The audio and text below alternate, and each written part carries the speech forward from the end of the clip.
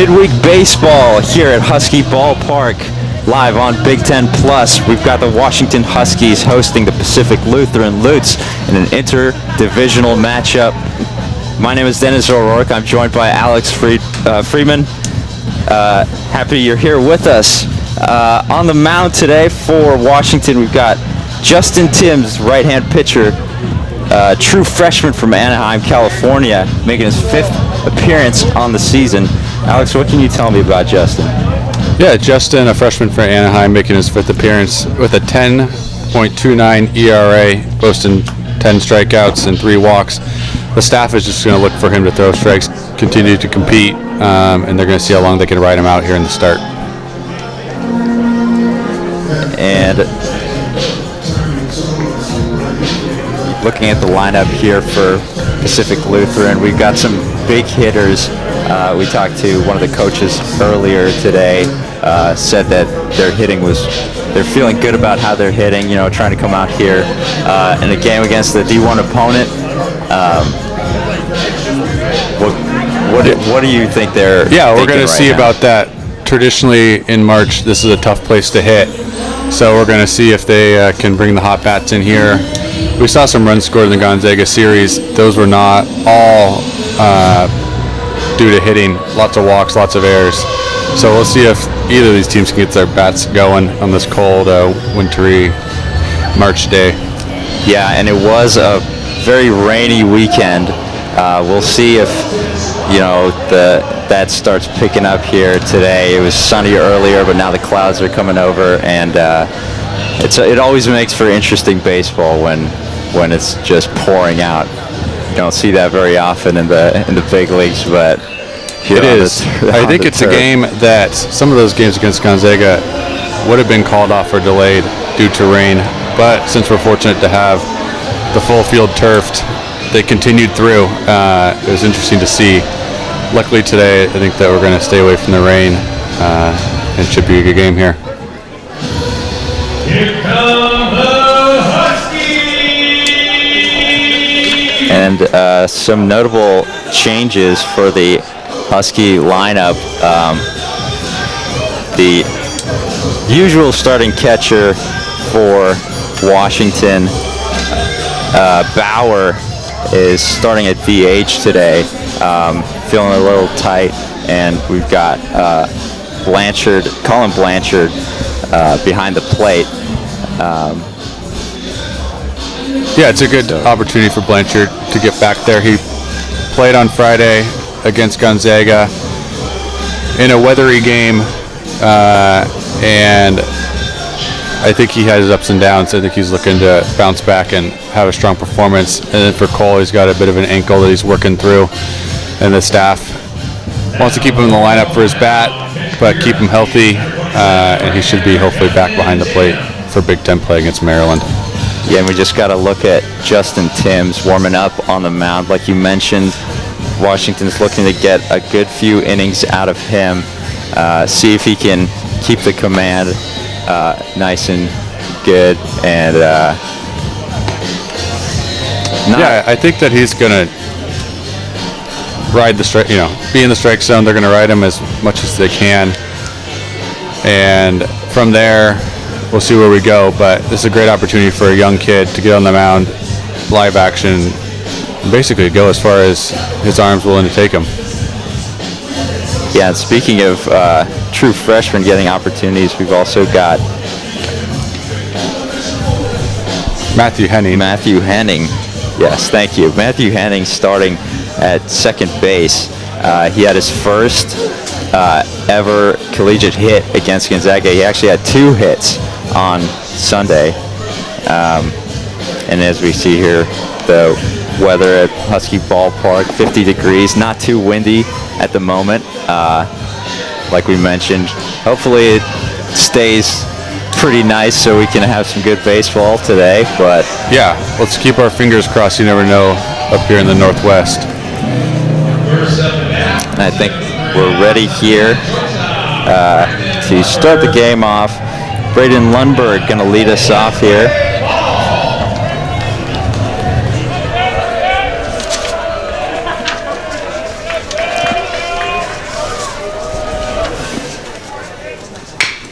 First pitch swinging, chop to third base, and that'll be an easy out. First pitch, 1 out already for Washington.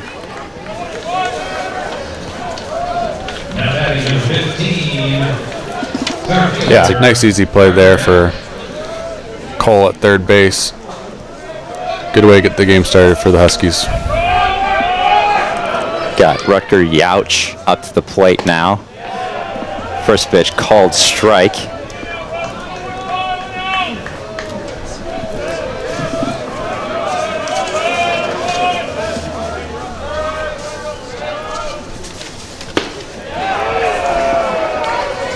Oh-2. Yauch grew up in Newcastle, Washington. He's averaging .292 on the season.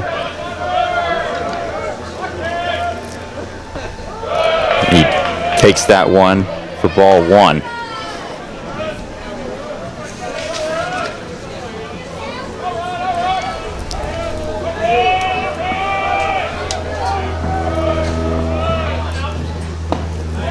And swing and a miss for strike 3. So quick start here for Justin Timms, retiring the first 2 batters on 5 pitches.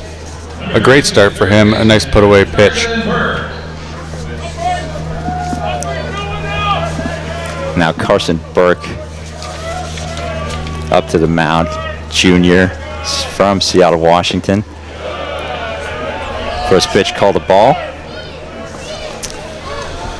Burke averaging .303 for the season. He's got 4 home runs, so it's a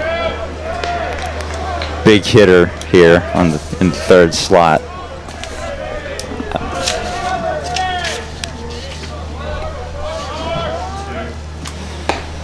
Swing and a miss. And that's strike 2 on Burke. Yeah, his fastball looks good early here. Yeah, he's looking calm out there. Attacking the zone. And another swing and a miss. So 2 strikeouts here for Timms in the top of the first inning. And 1-2-3 for Washington. We'll be back.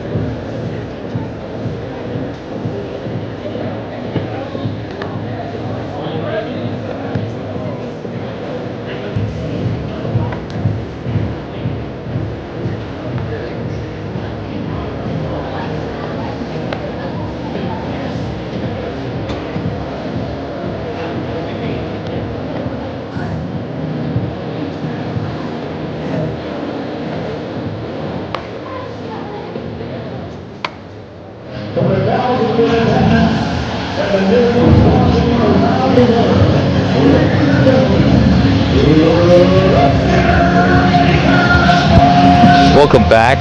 Bottom of the first inning here in Washington. Here we see the defense for Pacific Lutheran. Typical lineup for PLU here. They're not. They're putting out their best lineup. Obviously against a big school like Washington, they want to see how their team is doing at this point of the season, right when the conference play is beginning. For the Huskies, as we mentioned, we got a couple changes to the lineup. Yeah, Dennis, no change at the top here, starting with AJ Guerrero.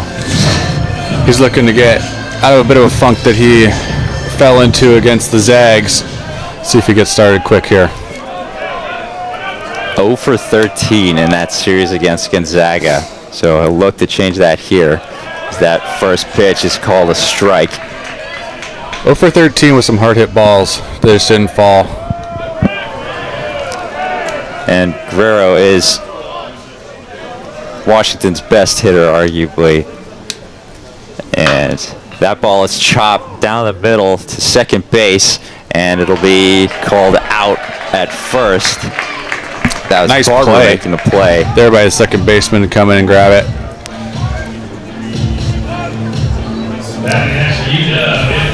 So the struggles for Guerrero continues, but they are going to need him to step up after that series.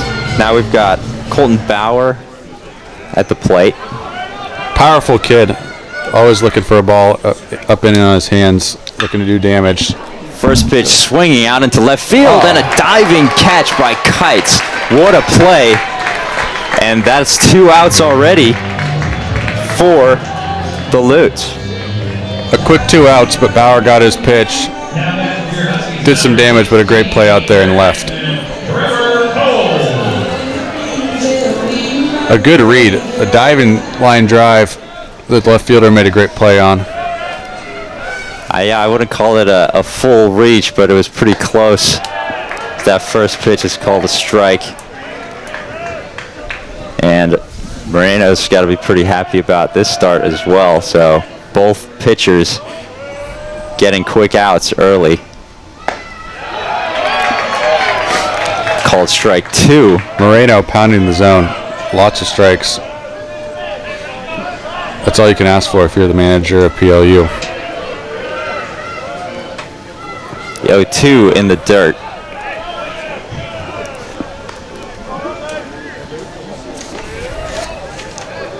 And grad student Trevor Cole trying to get out of this hole he's in. 2 out. 1-2 pitch. Called strike 3. And what an inning for Chris Moreno. So both pitchers getting quick outs here to start the game. We'll be back. And the first inning, no run, no hit, no error, no runners left on the base. Is the first.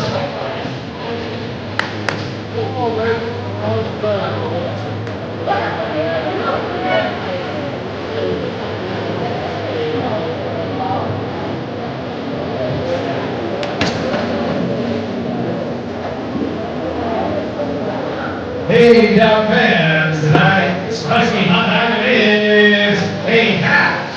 If you got one, please head straight to the marketing table located on the golf course directly behind home plate and show it to a marketing representative. The first man to do so will receive a free Husky prize bag. Good luck.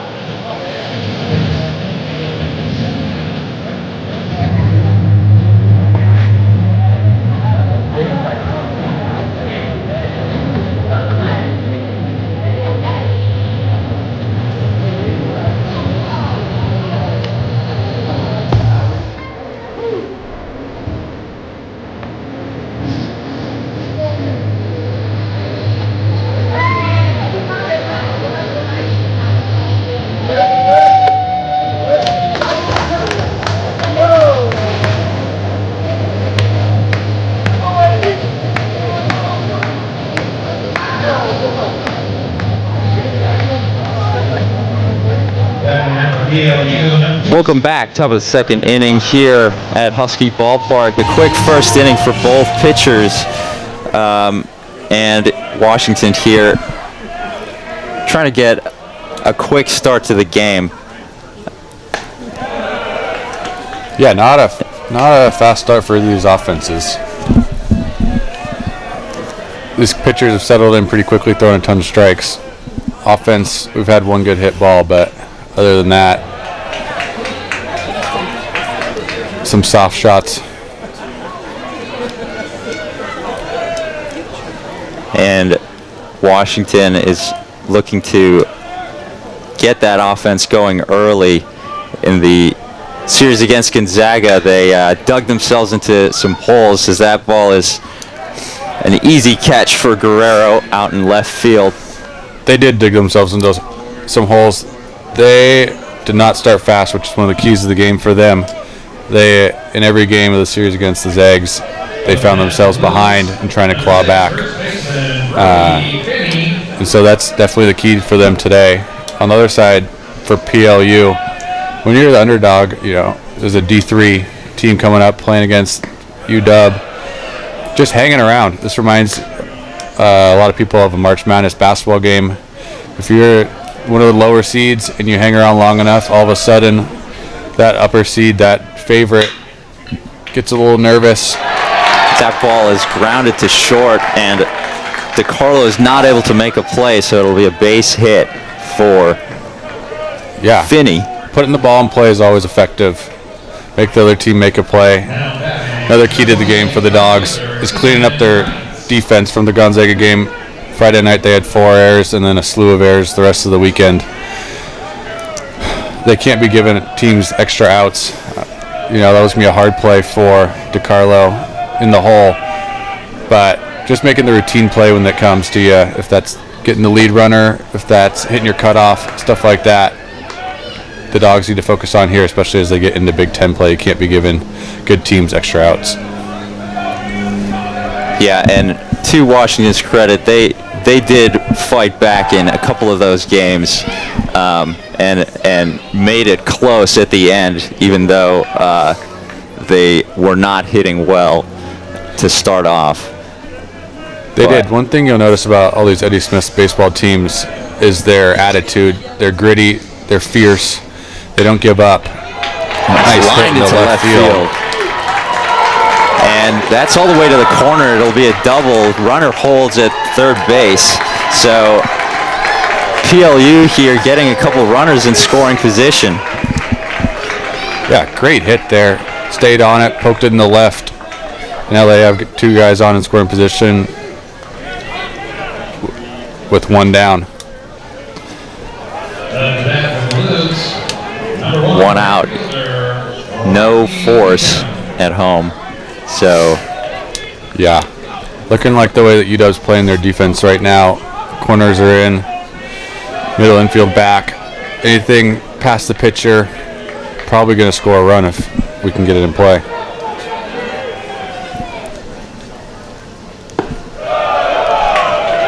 Pitch is called a ball.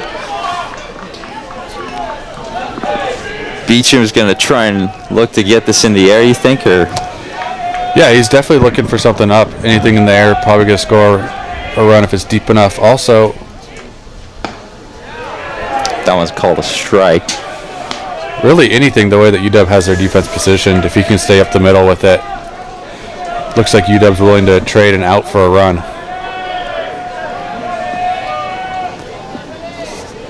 Timms did strike out 2 batters in the first.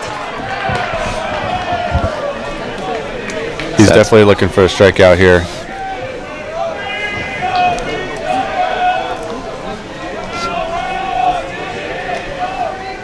Two-one pitch. Swung on and deep into the corner in right field. That's going to score both runners, and Beecham has got himself a 2 RBI double. So a great start here for the Lutes. Went down and got it. Pitched down and in, dropped the head of the bat, poked it in the right. Great start for PLU. And Timms' scorching hot first inning is followed up by some nerves maybe that we weren't seeing earlier. Yeah, it seems that PLU settled in pretty quickly here after going 1-2-3 in the top of the first. Blanchard out to give some words of advice to his pitcher. Lucas Delisle now up to bat. Runner in scoring position, 1 out. That one is fouled backwards.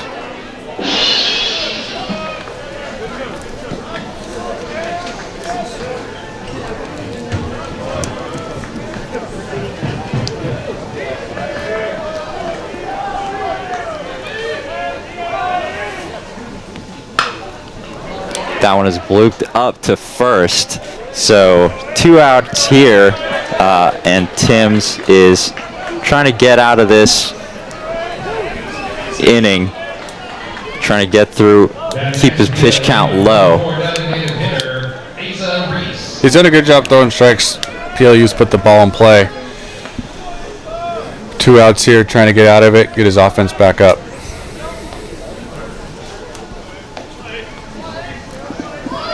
Now we got Asa Reese up to bat in the 9 hole.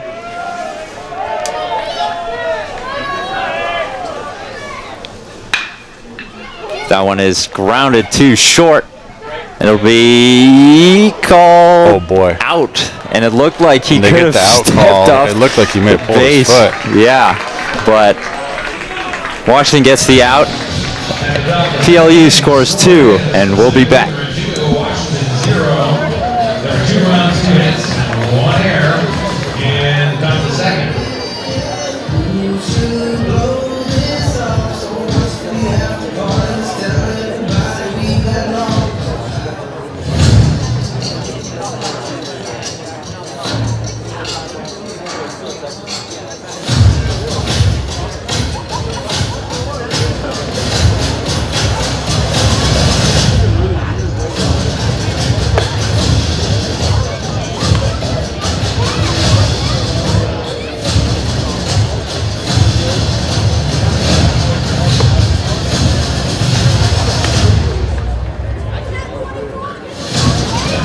Fans, Go Big for Washington Day is coming up on April 3rd. For 24 hours, you can make a big difference for your favorite team. Donate to give student athletes the resources they need to succeed in the Big Ten and in life, and help unlock additional funds from generous donors. Learn more at GoBigUW.com.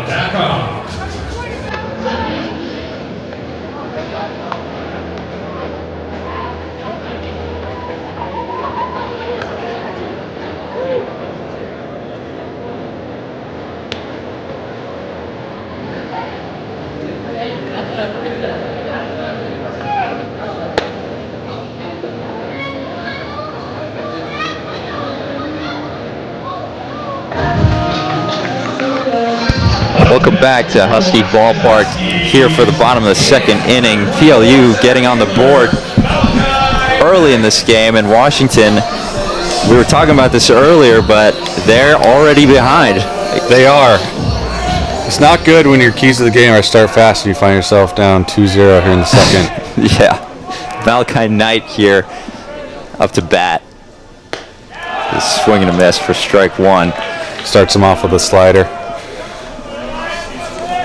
Knight had a pretty good series against Gonzaga. He went 3 for 10, scored 3 runs. Yeah, the coaches say he's a player with pop. And that's up back to the warning track, but a relatively easy catch there for Youch for the first out of the inning. Yeah, it makes good contact, hits it hard, but in this ballpark at this time of the year, it's just a tough place to try and get the ball out or over anyone's head. Typically the wind is coming off out of right field, holding that ball up, right center, and it just dies. Washington getting their bat on the ball a lot here, but I don't know if you would say that any of it's very good contact at the moment. No, nothing firmly hit. Interesting thing about their series against Gonzaga that you notice, they've been putting up a lot of runs in the previous series. It's probably a byproduct of being at home here in the weather as well, as they only had 1 home run and they didn't have any balls that got to the wall in their entire series against Gonzaga, and they're looking to change that today. Sam DiCarlo did have that 1 home run against Gonzaga. He did a great shot to center field. They'll look to try to help getting the Huskies on the board. 1-1, chop foul to the left side. And Moreno here is throwing a lot of strikes. He sure is. He hasn't come in and tried to pitch around these guys, challenging them, and he knows he's got his defense behind him. So far it's worked out. And for PLU, pitching is Their pitching is not their strongest suit, but it's something they're trying to focus on for this series against Washington, who do have some great hitters, and so far Moreno is doing a wonderful job. He is. It's the important thing about knowing where you're at when you're a pitcher. You're in a tough hitting ballpark, a tough climate for hitters. You want to challenge them. You don't want to be pitching around them, giving free passes, and creating chaos on the bases that in turn affects your pitching. When you can go right at these guys, give your defense easy plays to make like that, life's easy. Yeah, easy play there for shortstop Lundberg on the full count pitch. So 2 quick outs again for the Lutes as Jackson Hotchkiss comes up to bat. Hotchkiss just a freshman. Cracking the starting lineup, pretty regular. The number 2 ranked recruit in Washington in high school. He's a 2-time All-League as well. I've enjoyed watching him play. It feels like every time I've seen him up at bat, he does something good for the team. Either a quality at bat, moves a runner, or gets a base hit. That ball's called a strike. And he had a great offensive outing against Gonzaga. Went 5 for 9 with 3 walks. So a bright spot in that series for the Huskies. And I think it's reflected in where he's hitting in the order. He was hitting 7th. He's been moved up this time. Coaches are showing trust in him, and we'll see if he can deliver. Swung on that pitch. Makes it a 1-2 count. Here with 2 outs.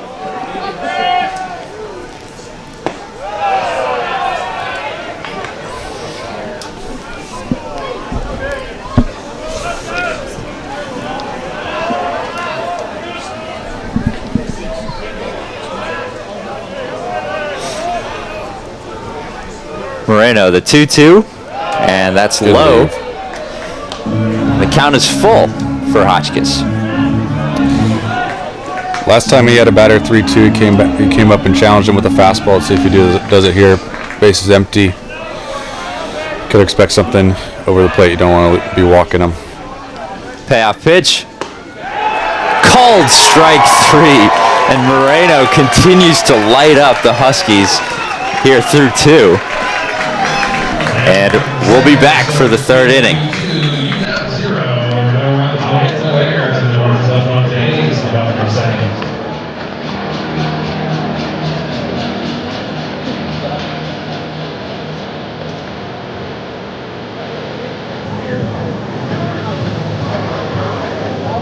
Fans want to be featured on big screen? Well, snap a photo, share it on Twitter using the hashtag #GoHuskies, or scan the QR code on the video board to share directly, and your photos will be shown throughout the game.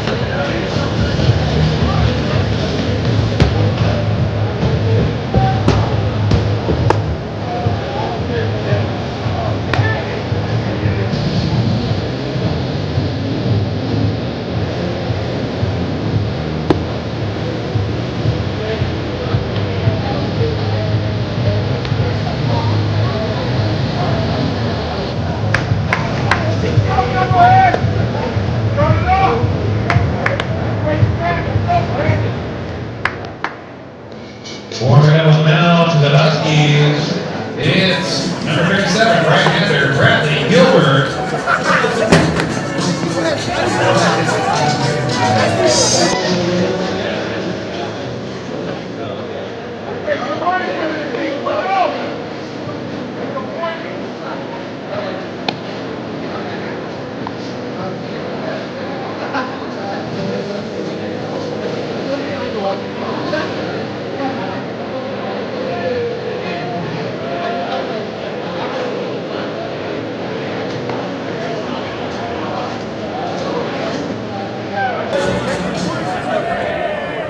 That PLU, shortstop Rick Lundberg. Welcome back for the top of the 3rd inning. As we've got a new pitcher here on the mound for Washington, Bradley Gilbert, true freshman as well from Redlands, California.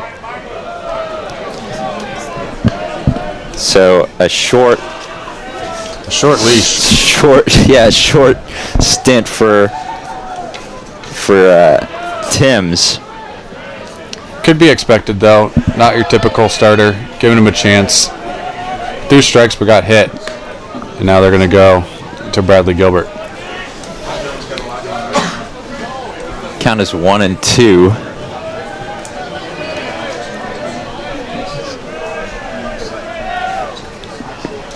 So that one is low and in the dirt. And Gilbert this is his 7th appearance on the season, posting a 10.8 ERA. So we'll see how long he'll go. Eddie Smith just looking for his guys to come in, throw strikes, and compete. Here we go with the 3-2 pitch. You expect him to come over the plate and challenge him. That one's chopped to the third baseman. Throw across the diamond, and it is a comfortable out for... Nice play there by Sander to scoop it at first. Cole, who had a similar play in the Gonzaga series, able to make that one. PLU number 15 center fielder, Rucker Youch. Got Rucker Youch back up to bat. Struck out swinging in the first, and that ball was way high. Almost got away from Blanchard. No runners, luckily.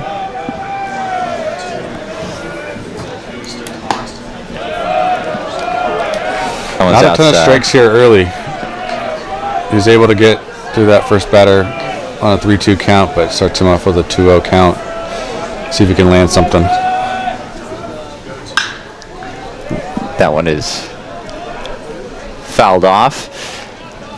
And he's got to have some nerves going too. I mean, not very many appearances so far, at least during the season. And there's no doubt, especially when you're at home. It's one of your first times up on the mound. As a freshman, you want to impress your coaches, impress your teammates, show them what you got. But you also don't want to make a mistake. You saw your teammate earlier get hit a little bit, and you don't want to be following up, leaving some over the plate. Yeah, definitely want to keep them in this.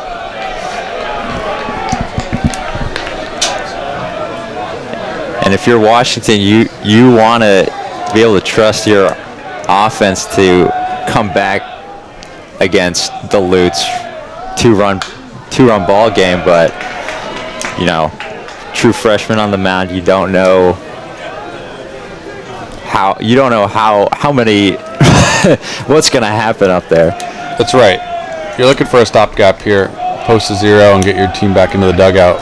You got that first out and another 3-2 count. That one's popped up, and it'll be an easy catch for Hotchkiss.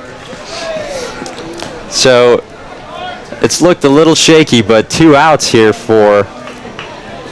He's done a great job battling back. He's pitched around them for the most part on those first 2 batters, trying not to leave anything over the plate, and got to 2-3 ball counts, but after that he's dialed in and come up and attacked them.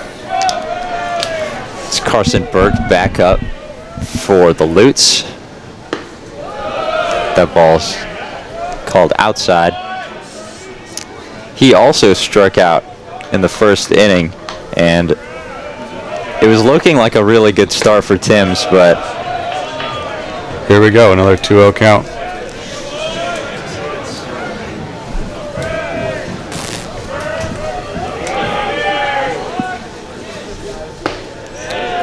Nice pitch. Called strike.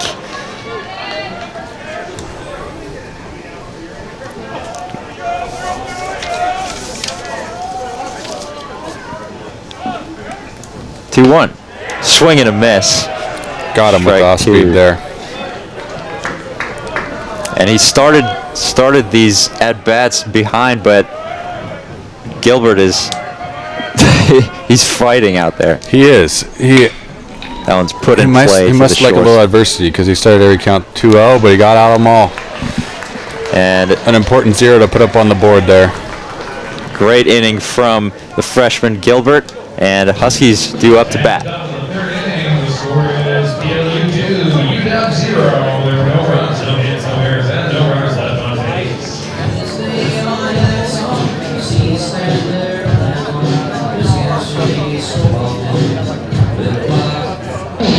Hey, Dog fans, it's time for the Shuffle Game, presented by Angel of the Winds Casino Resort. Let's see if you can follow the ball.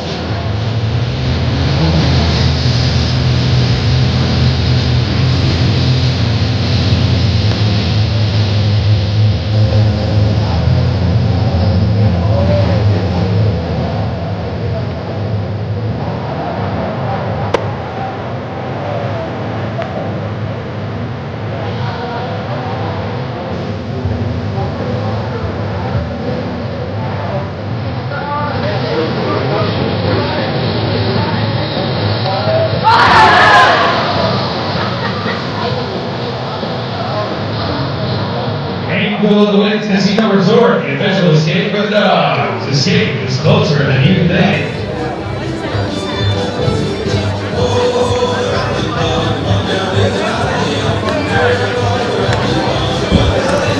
Welcome back for the bottom of the third inning here at Husky Ballpark. Chris Moreno on the mound has had a great start here so far today. Efficient, 6 up, 6 down. When you're the underdog, you're a D3 team coming up and playing a D1 team.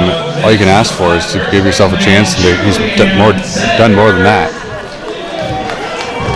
And he's been challenging hitters, throwing a lot of strikes. Julian Sanders here up to bat now for Washington. That first pitch is called a strike. Sanders, grad student from Mercer Island, Washington. Played 3 seasons at Claremont McKenna. That's another strike for Moreno. Moreno's just bringing it. A little bit opposite what we've seen some of the UW pitchers do, but he's really putting it on his front foot and saying, can you hit it? We haven't seen him square it up much at all. Ball is popped up, and it's going to be a tough play, and just dropped by Beecham. Foul Real good ball. effort. He was more in right center, coming pretty far away. He's almost had it. Yeah, it would have been a pretty impressive play. He was flying, but just missed off. Didn't make the play, but his hat came off and he showed his flow. So I'm sure he's happy about that. He's got a good head of hair there. Yeah, the coaches love that. Yeah. Still 0-2 for Sanders. That one's low. For ball Tried to one. get him on off speed down low, see if he'd chase. Good job holding up.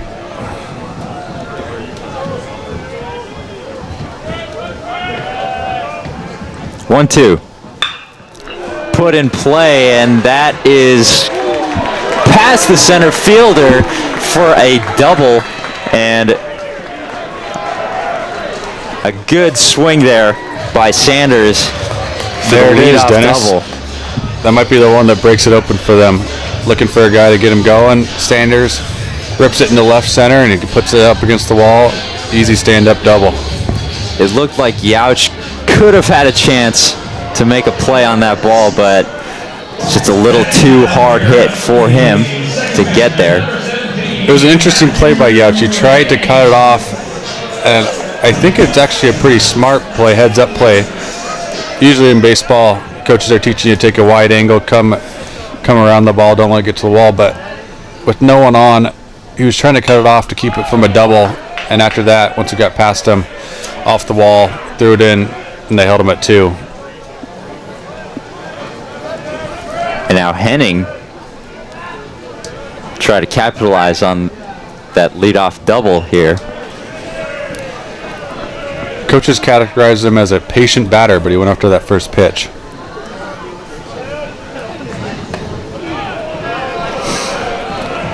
Well, it's called a ball.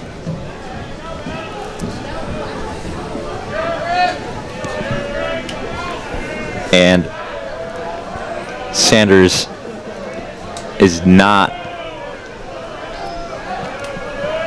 known for his speed, as that one is hit deep into left, and that's off the wall. Kites not able to get there, and Sanders wasn't sure if it was gonna be a catch or not, so he's at third. He didn't go. He did the right thing. He made sure that it got down before going.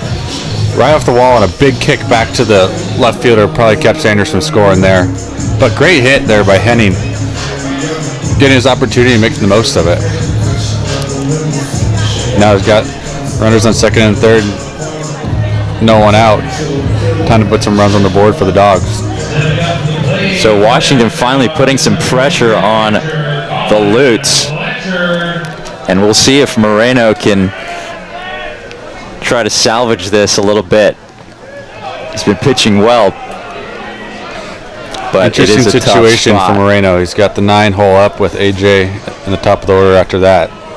But you have first base open. You're going to want to come after him and get an out. Looks like PLU's defense is set up to exchange an out for a run.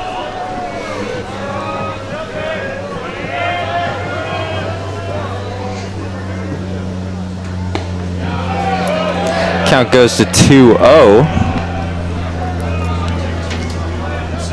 Yeah, being careful with them.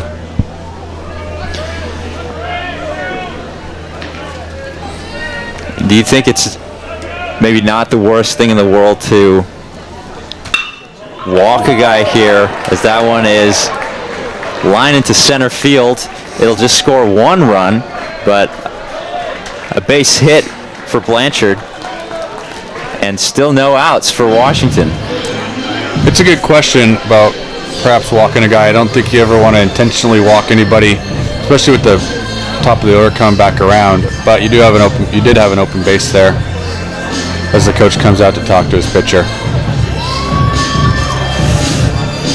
And with the top of the order coming up, like you mentioned, this is an interesting spot to be in for Pacific Lutheran. It is. He was off to a good start, 6 up, 6 down, first 2 innings, and now the last 3 batters of the order have all reached, and you have the top of the order up.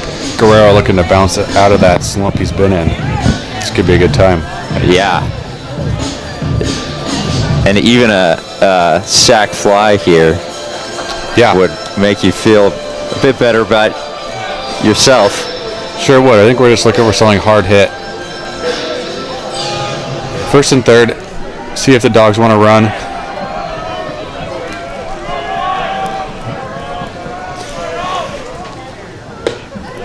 Pitch is high for a ball.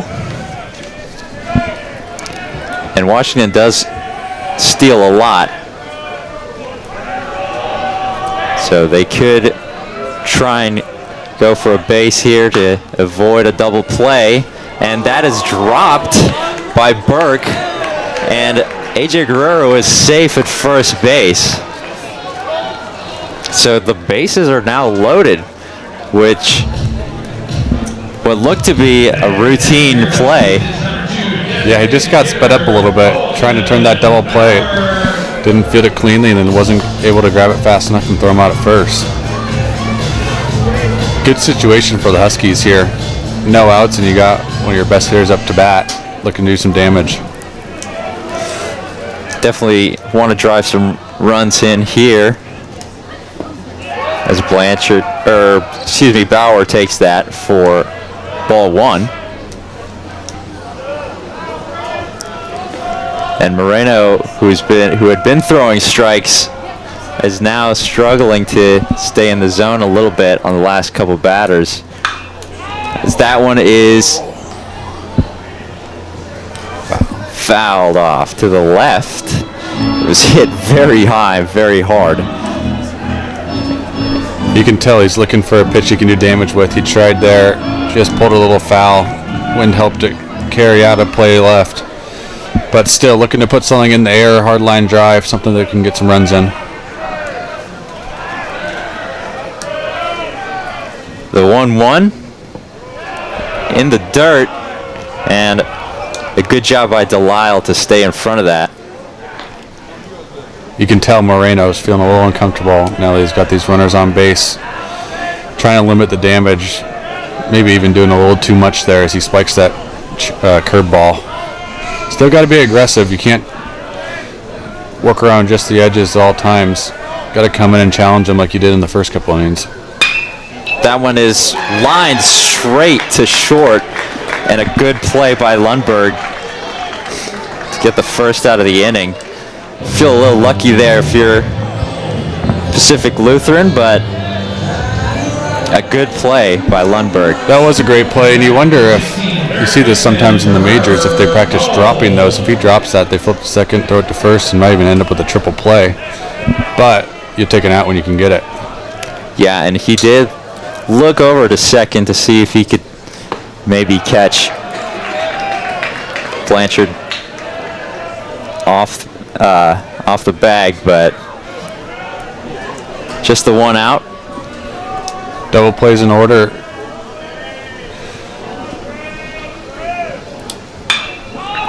Pitch is popped up. Finney going backwards. It's actually going to be Barber who gets the second out. So 2 quick outs for Moreno. He's done better. He starts to challenge the batters and got 2 quick outs. Now Malachi Knight, cleanup hitter, up to bat. And with 2 outs, Moreno has done a decent job here at damage control with the bases loaded. Seems to have lost a little bit of control with that off speed there. Spiking it a little bit, needs to bring it back up.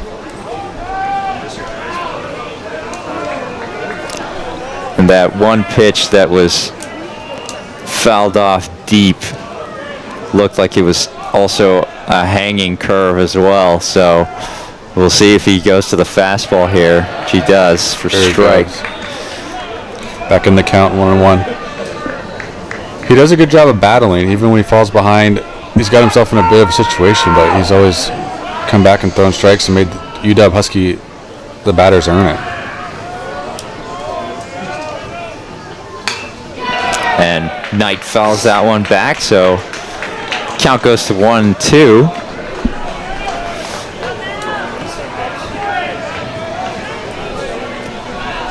And Moreno looking to strand some runners here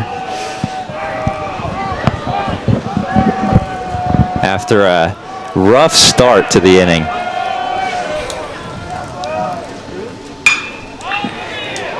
That one is in foul territory, going back, and it is just out as Beecham and Finney were closing in on that. Good job by Knight to go out and get a piece of that. That was a pitcher's pitch that he just spoiled.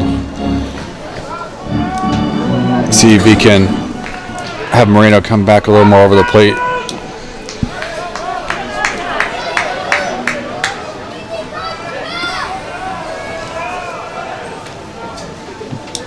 I like Moreno's look. You don't see a lot of pitchers that wear the true glasses on the mound. Yeah, he's got the mullet going. He's got the glasses. He's, you know, he looks comfy out there. That one is grounded too short, and it'll be out number 3. Moreno gets out of that one with just 1 run for Washington as he strands 3 runners. We'll be back for the top of the 4th inning here on Big Ten Plus.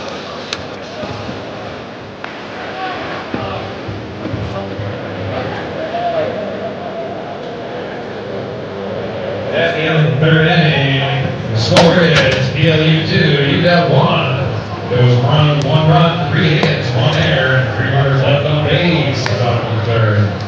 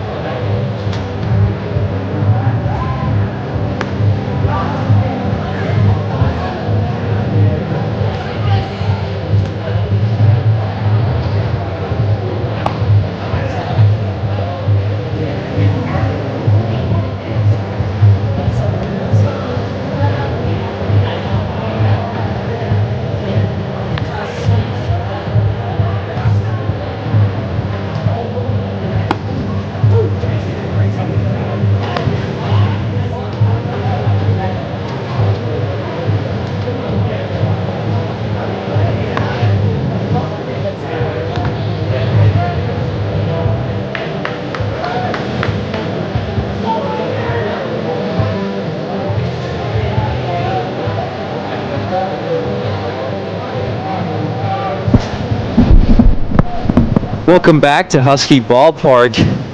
Here, the top of the 4th inning. Bradley Gilbert still on the mound after a pretty decent showing in the 3rd, coming in for Justin Timms. Yeah, he was able to go 1, 2, 3 in that last inning. Looking to continue the trend. He's continuing the trend of 2-0 counts. He's done a good job getting out of him. He sure has. That one is line to center fielder Malachi Knight for an easy out. And yeah, he's looking more comfortable out there, even though he's throwing some balls. Seems like he's just not trying to make a mistake early in the count. Trying to be a little cute around the corners or land an off speed for a strike. But in those 2-0 counts, he's got back in it. There you go. Start them off with a strike. That really opens him up for his repertoire of pitches and be able to set up the hitter to challenge him with his fastball and his off speed to put him out. 0-1 pitch is a ball.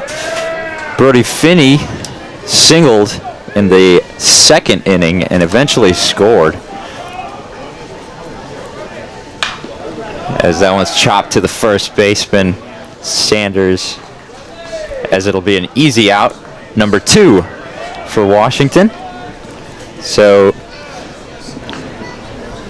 quick outs for Gilbert.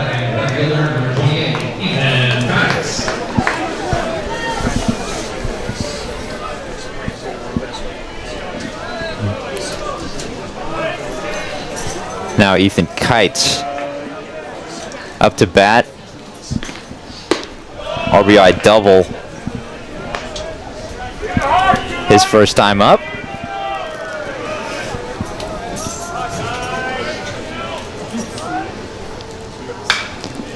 He fouls that one back.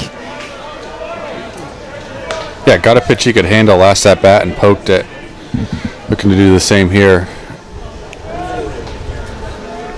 And he's got the baseball glasses on. He doesn't have the... Right, he's got more of the athletic wear glasses. Opposed to Moreno, who's got the smart kid look going on the mound. Prescription.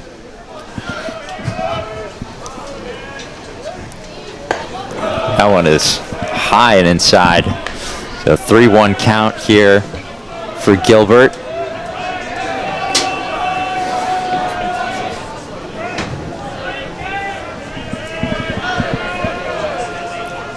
Maybe a pitch to hit here, as that one's fouled back. The count goes full with 2 outs.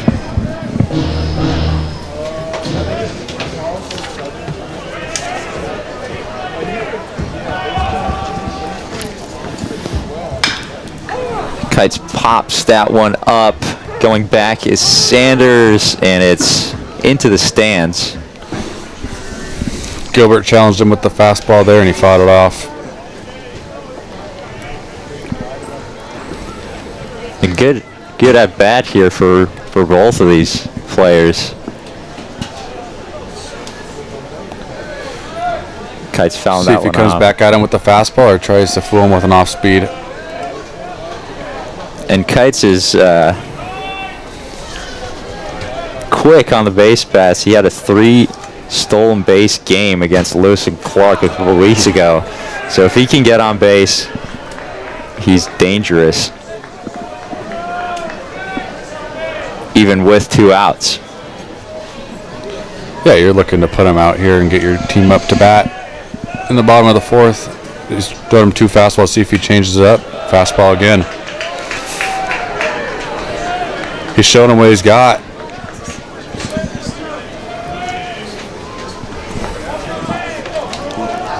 Kite seems to be just on it, not able to put it in play.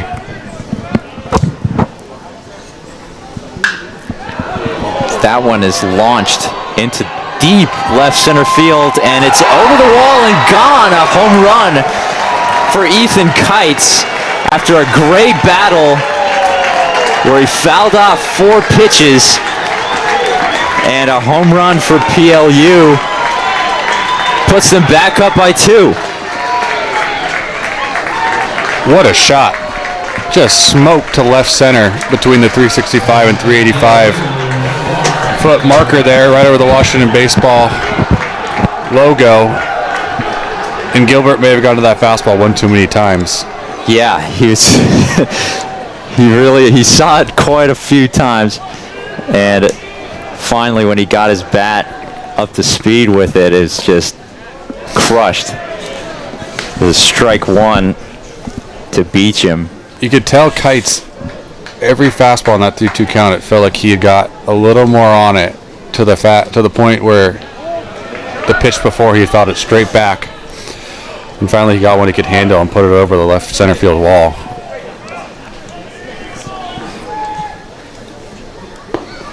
And Gilbert falling behind in the count again here.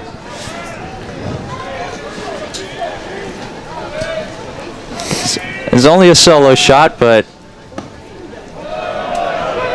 still definitely want to get out of the inning if you're Gilbert. Yep, put it behind you. Face this batter. See if you can get back in the dugout. As that one is smacked to the second baseman, Henning, as it'll be the 3rd out of the inning. So a home run for Kites as Pacific Lutheran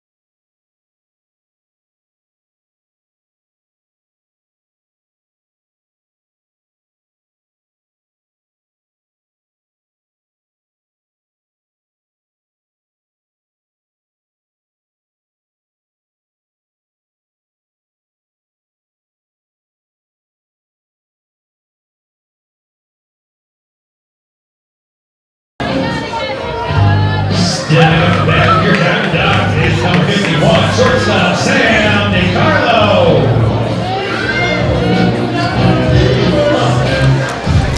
Welcome back for the bottom of the 4th inning here in Washington. Pacific Lutheran getting a run onto the board via a bomb by Ethan Kites. And we've got a new pitcher on the mound here for the Lutes. Cameron Swartz will take over for Chris Moreno. Alex, what are your thoughts on that start for Moreno? I think you can't be more than just happy about it. He got himself in a little bit of jam there in the 3rd and battled out of it. Only gave up 1 run through 3. If you're PLU, you got to be awfully enthused with the start by your team. You come into these games, we talked to the coach before the game. He said he's not sure what to expect. You're a D3 team. You haven't played D1 talent this year, and you're looking to see how your team reacts. And you're up 3-1 in the bottom of the 4th, and you got to be feeling good about yourself. Yeah, and Coach said that they were going to throw Washington their best, and that's exactly what they've done today, as the count goes 2-2.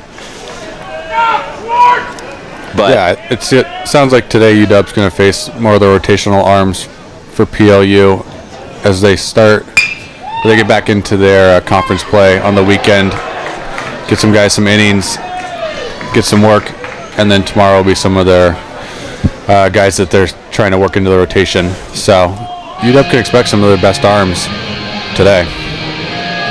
And DeCarlo slapped them one up the middle for a base hit to lead this bottom of the fourth off. It's a good start for UW. You saw what happened in the third once they got one guy on, getting the pitcher's head a little bit, make him think about you on the base pass, and it affects his pitching a little bit. That lead runner, always so important in baseball. And like you mentioned before, they're trying to get runners on early, trying to get runs up early. And even though they're down here, they're feeling good about getting DeCarlo on.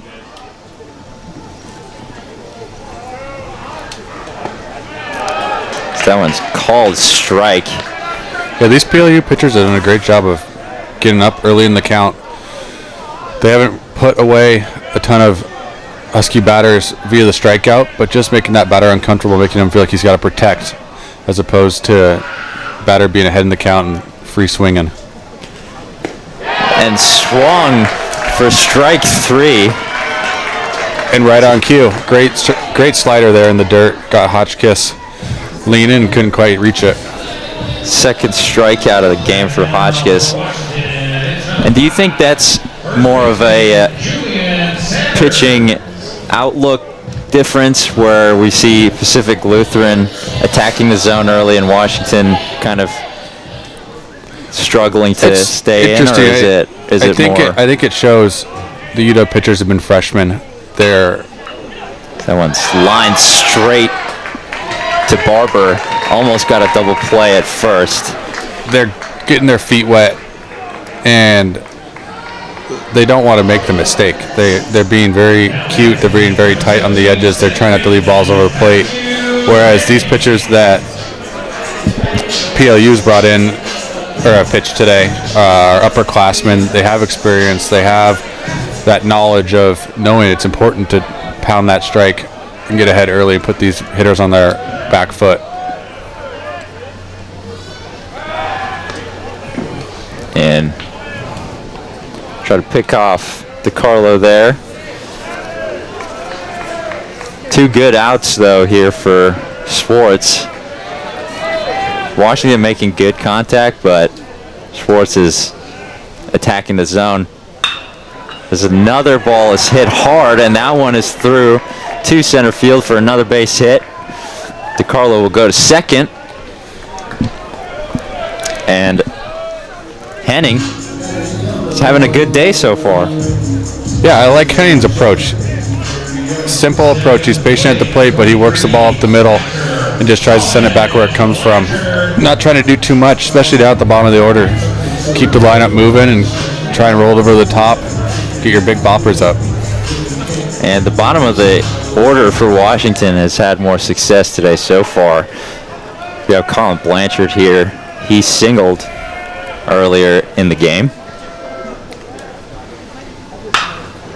That one is tapped up the middle, and an easy play for Lundberg, as it'll be the third out of the inning, and Schwartz gets out of that one quickly for the end of the fourth.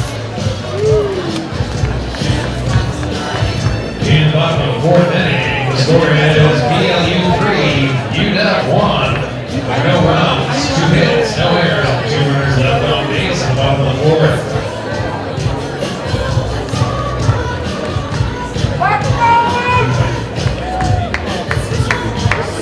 Sunday! It's Sunday Run Day. Youth 14 and under. We're on the bases at the Diamond on Monday, following this Sunday's game against Maryland. First pitch for that game is at 1:05 p.m. Find more info and buy tickets at GoHuskies.com.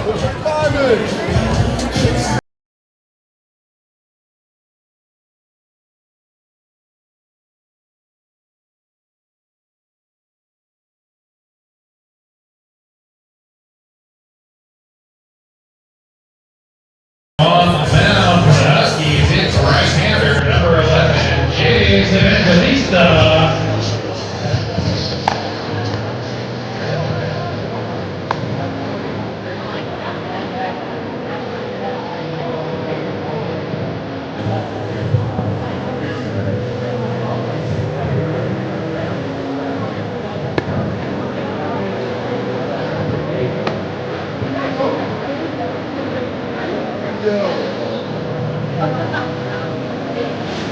Welcome back for the top of the 5th inning. We've got Jace Evangelista up on the mound for Washington after Bradley Gilbert gave the Huskies 2 solid innings, gave up a home run, but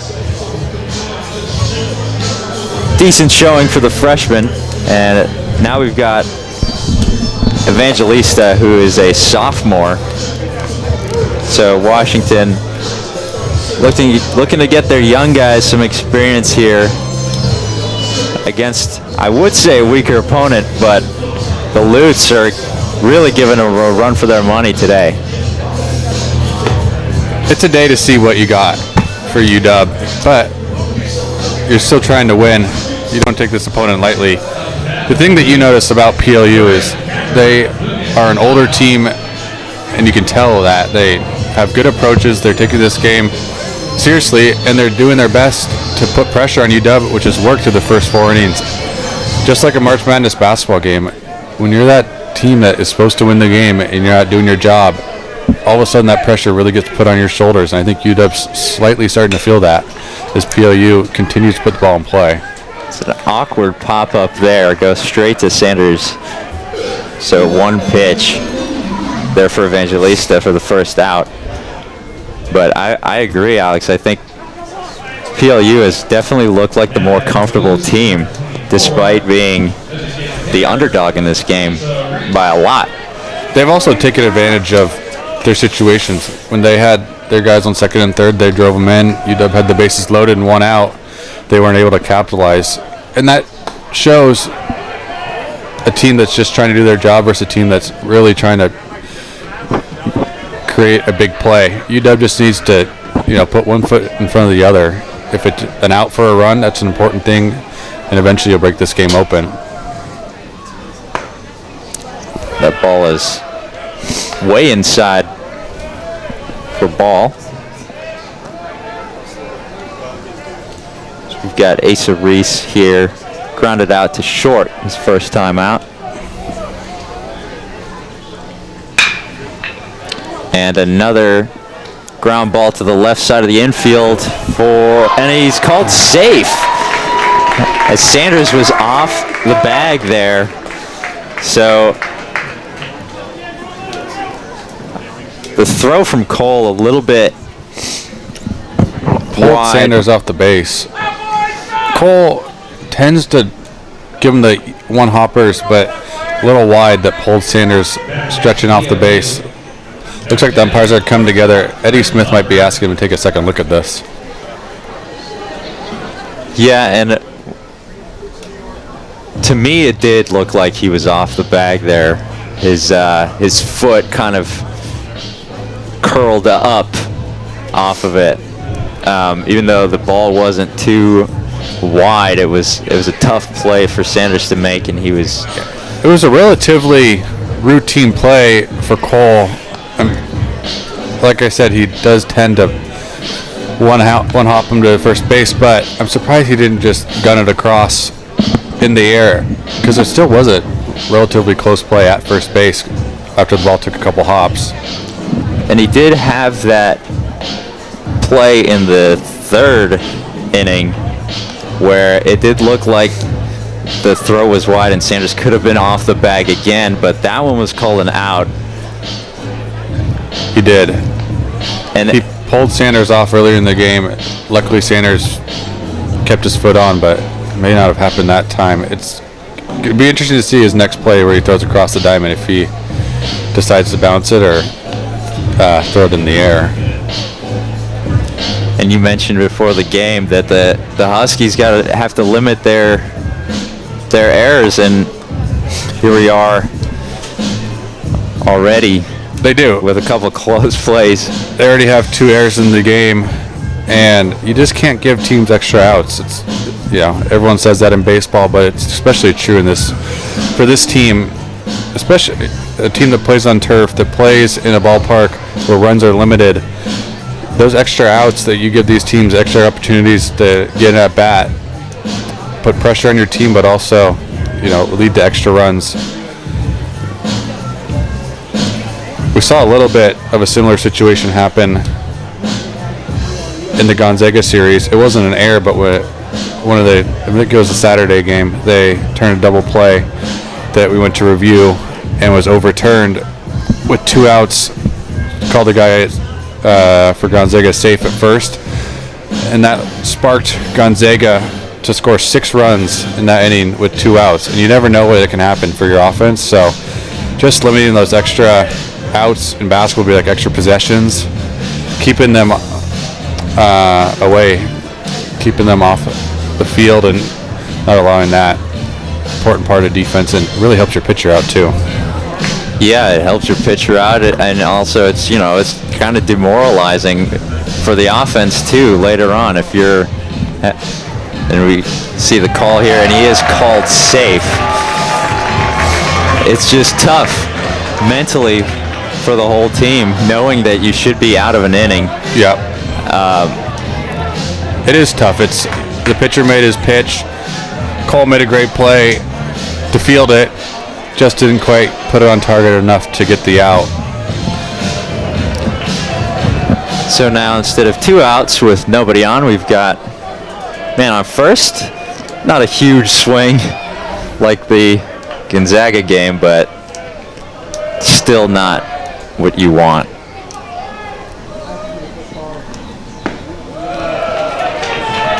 That one's called a ball. So it looked like he might have missed his spot there. Blanchard not really able to frame it very well. Just trying to hit the outside corner, missed a bit wide.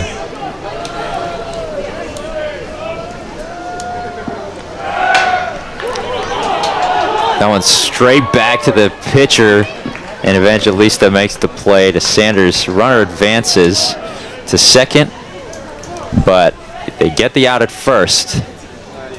Bit of a hit and run there. Runner on first was in motion. Took the double play out of order, and the only play Evangelista had was to first. PLU gets a guy in scoring position, and they're 1 hit away from scoring another run.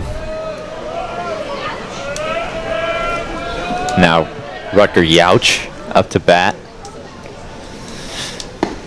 0 for 2 on the day.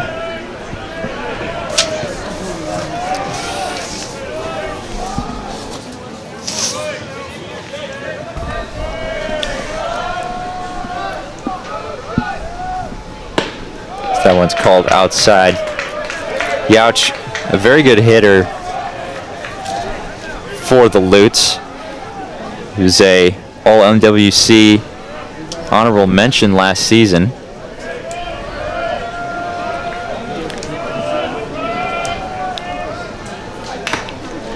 So that one fouled back and hits the umpire on the shoulder a little bit there, but last time we saw a swing like that through a fastball, the next pitch was a home run. Let's see on a fastball. Let's see if UW decides to switch up the pitch, maybe go off speed after seeing Yauch right on that pitch. Yauch does have a home run on the season. That one's called a strike. Breaking ball on the outside. There it is. He lands his off-speed pitch for a strike. Now he's got him in a 1-2 count. Look to put him away here.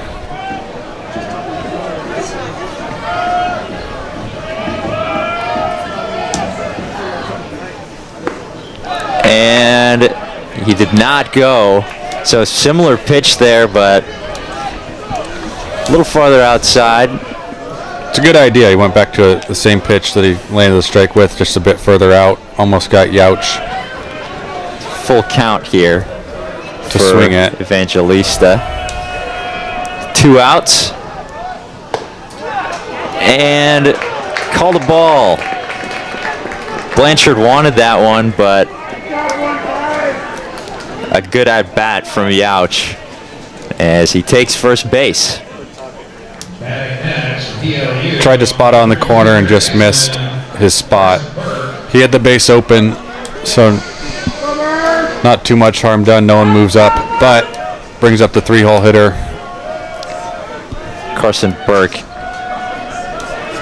batting .303 on the season. He's got 4 home runs this year, so he's got quite some power.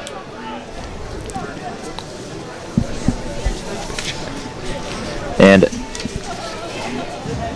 he had a series, as we have a mound visit here for Washington. Carson Burke had a 3 home run series against Lewis and Clark a couple weeks ago. And what's interesting about that is that right after the last game, he actually flew out to Texas to make a life-saving blood donation for a cancer patient in critical condition. And in the matter of 72 hours, he went from helping his team win some games to saving a life. Yeah, that's an amazing story. You learn new things about players all the time, but you don't hear about saving lives too often from ball players. So, pretty cool story. Great baseball player. And we'll see if he can do some damage here. Probably a good time for pitching coaches to come out, make a mound visit, calm your pitcher down, talk about throwing strikes, maybe refresh Swing and a miss. the pitcher about a scouting report that they may have on Burke. And if you're a pitcher and you're thinking about how you should have been out of this inning already because of that error, you really want to get that out of the mind, as that one is fouled off. Hotchkiss just not able to get there on time. Would have been an incredible play if he was able to get his mitt on it as he was about to crash into the wall. Yeah, he really had the burners on. Pretty quick player, freshman young guy. Fresh legs, trying to impress here on $2 Tuesday. $2 Tuesday. I might need to get dinner. It's dollar hot dog night tomorrow. Oh, there we go. Plan your night accordingly, folks. It's one of the more popular Bring a friend. days of the Maybe year. a date. Yeah.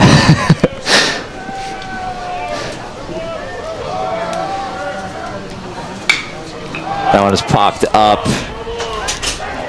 And the first baseman, Sander, is calling everyone off on that one.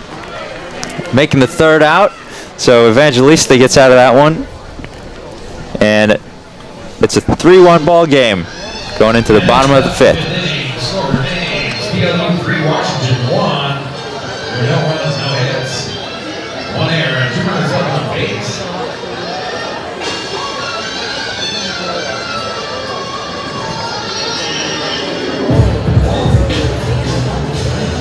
We're halfway there. Take a look at the video board for some highlights from today's game.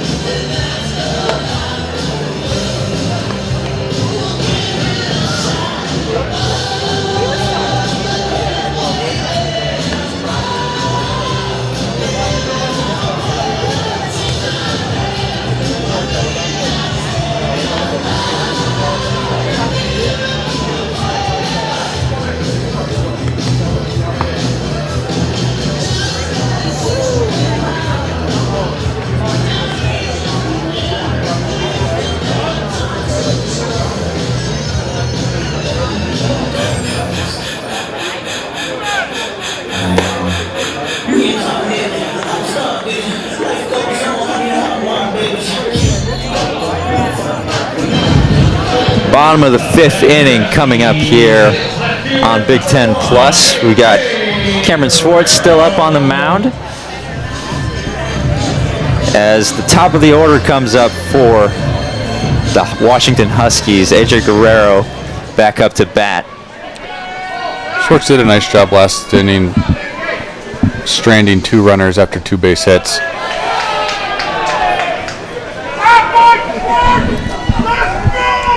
And Guerrero still doesn't have a hit in quite a few games, uncharacteristically.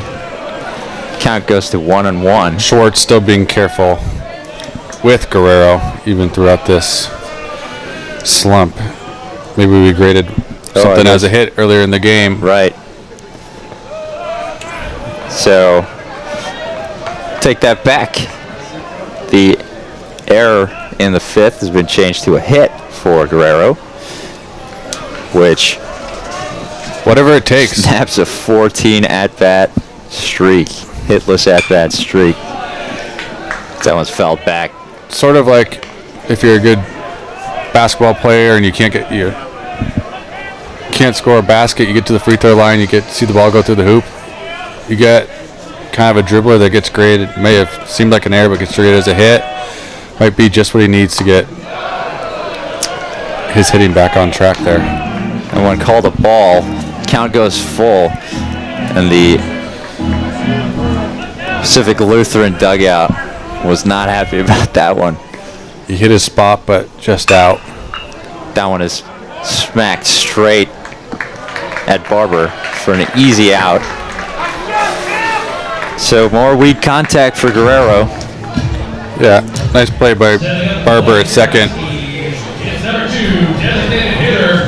And just what PLU hoped for. Get the lead out, get the first out of the inning, and just sets your defense up and your pitcher becomes more comfortable, especially when you're facing the top of the order.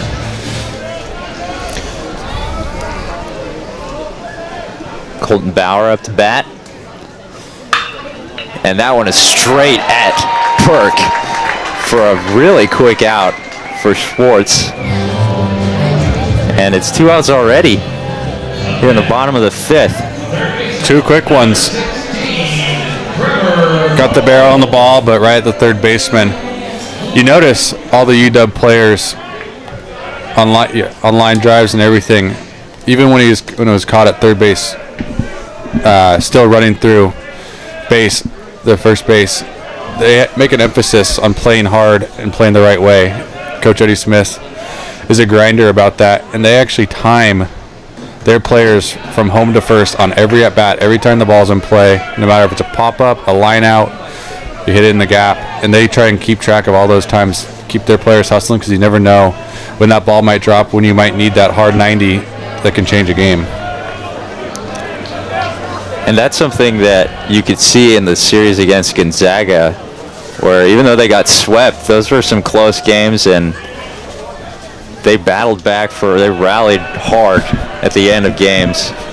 Just came up short, but they're a hard-working team. This team's not going to quit. Just Coach Smith, he's grinded his way up through the college ranks from hitting coach through head coach at Utah Valley.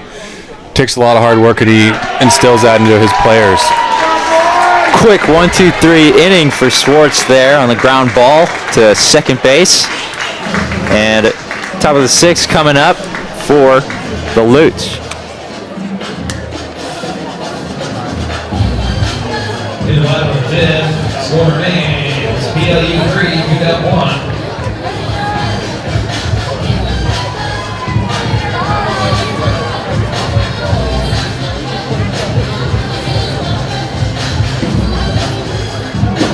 The home plate club is the perfect setting to take in all the action.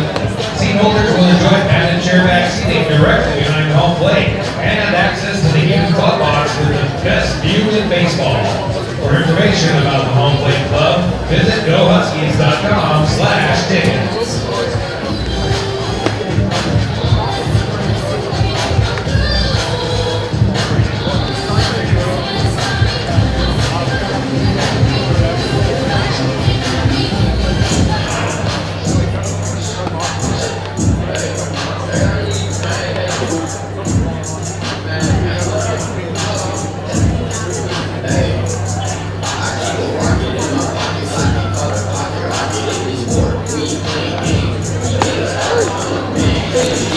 Welcome back for the top of the 6th inning here at Husky Ballpark. The Pacific Lutheran Lutes with a 3-1 lead over the Washington Huskies. A quick bottom of the 5th inning for PLU. And Not what you're looking for if you're UW. 1, 2, 3. Let PLU get right back up to the plate and just haven't put the pressure they're looking to put that pressure on PLU. And PLU, key to the game was to hang around. They've done more than just hang around.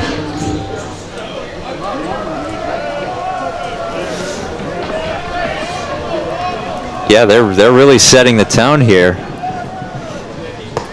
That first pitch is called a strike. Yeah, it started with Moreno. Came out, threw a bunch of strikes in the first inning. And after that, their relievers come in and continue that success of throwing strikes, making UW earn it. UW's starting to strung together a couple hits, but haven't been able to plate the runs. And Evangelista throwing 2 quick strikes here, getting ahead in the count, and swing and a miss for strike 3. So Nice put away pitch. Got him on 2 quick strikes. Got the slider in the dirt. 3 pitches, 3 strikes there. Now it's Brody Finney back up to bat. Hit a single in the 2nd inning.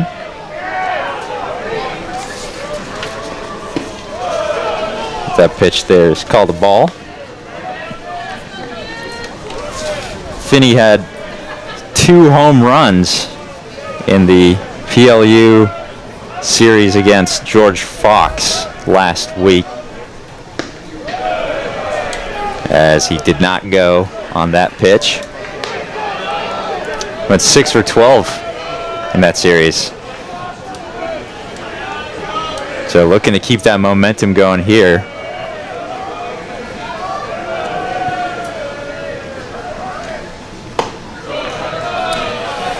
And that one is a ball as well.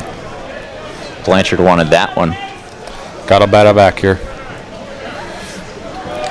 The 3-0. With Kites on deck, the home run hitter don't want to be putting guys on. There you That are. was a strike right down the middle there. You think there was any chance Finney was going to swing at that? I don't think so. I think that you want to make him throw the strike. If he's going to give you a free pass, you'll take it. And There that you one's go. a ball. So a walk for Finney after a lead-out strikeout by Evangelista. And now Ethan Kites is back up. He's 2 for 2 with a double and a home run. I wouldn't be surprised to see him throw some more off speeds here. They challenged him with the fastball. He fouled it off a handful of times and finally connected for the home run. Let's see if they start him off with something off speed. And it's exactly what he does, but it's not even close to the zone. Good job by Blanchard to stay behind that. Yeah, Blanchard does a good job of getting his body around and blocking that ball in front of him, keeping that runner at first. And like we mentioned earlier, Blanchard is not Washington's usual starting catcher. That would be Bauer, who is hitting DH today.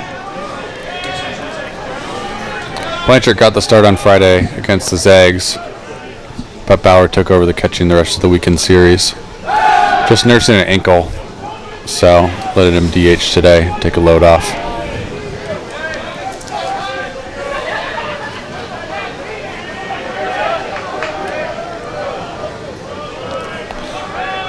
Another 2-0 count.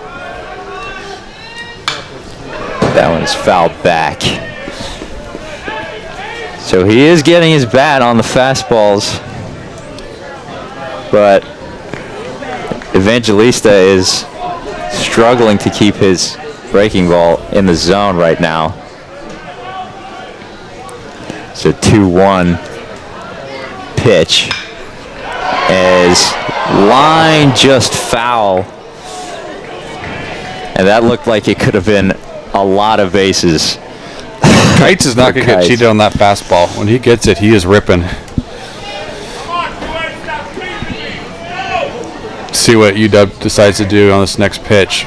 But every fastball that's been on or around the plate, he has taken a hack at, and he's trying to do damage.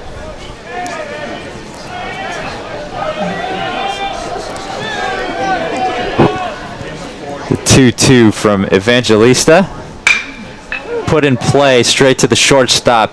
6-4-3, and he's out at first to end the inning.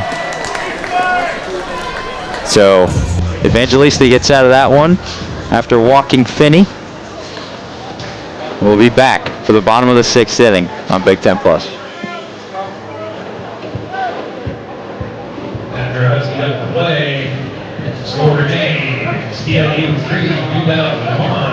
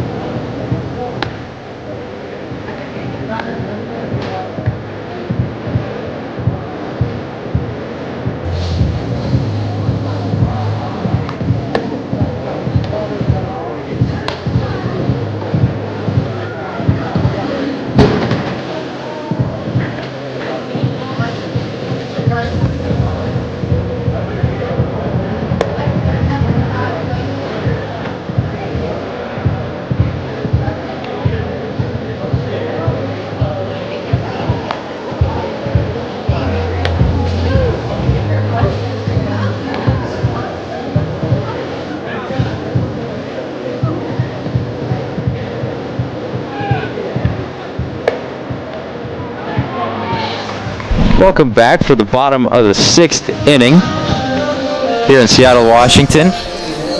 Sky is starting to get a little bit darker as time goes on. We've got the middle, the heart of the order coming up for Washington after the top of the order got out 1, 2, 3. And Malachi Knight steps up to the plate. And it's ball 1 for Swartz. UW looking to do what PLU's been doing, get runners on base early in the inning and come through and drive them in.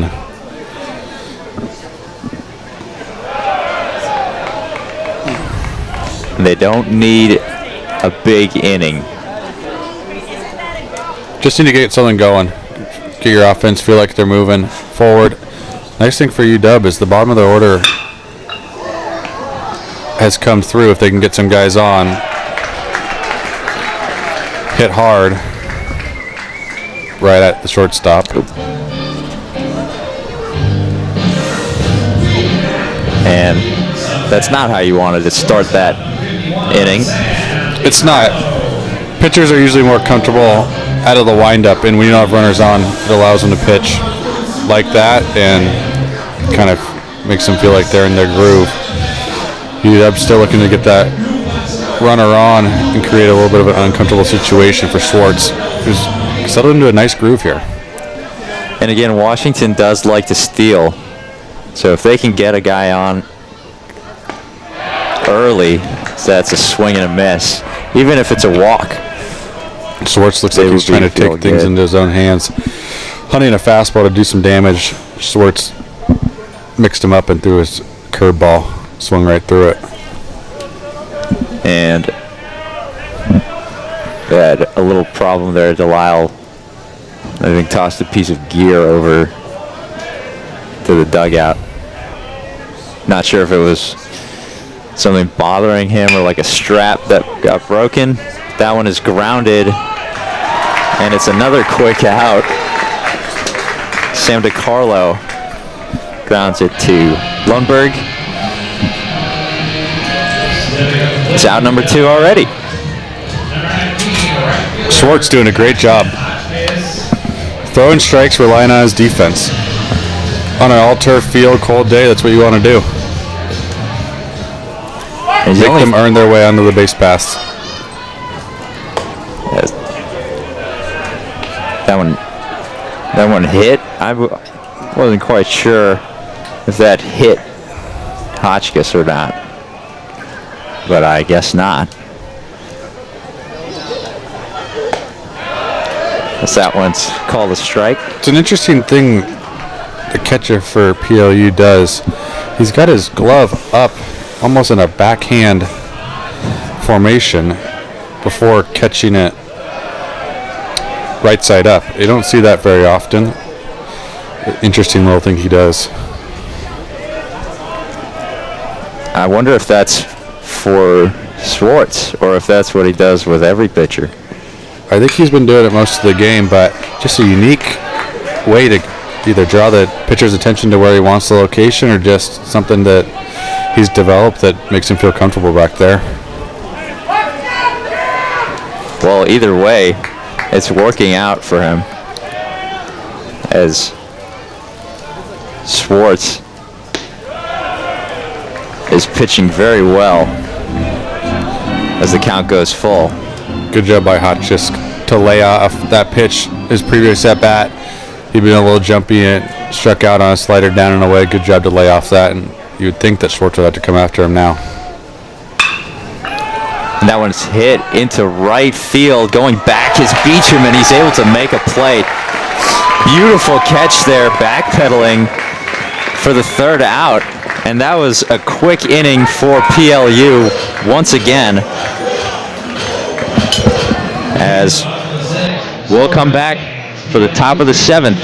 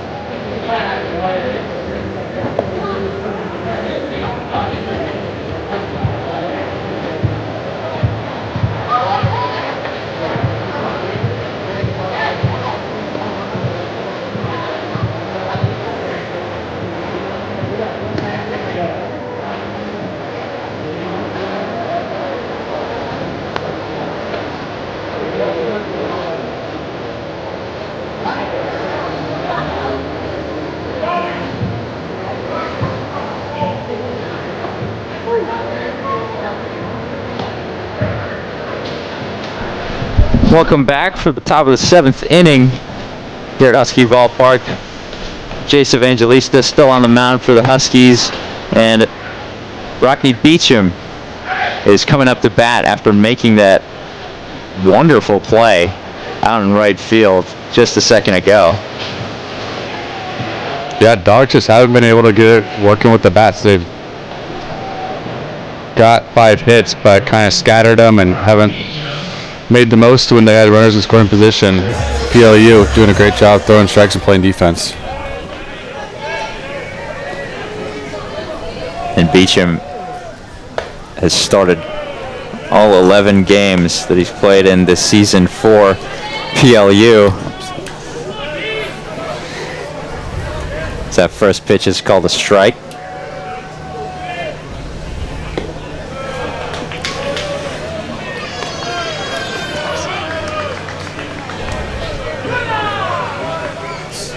One-on-one count.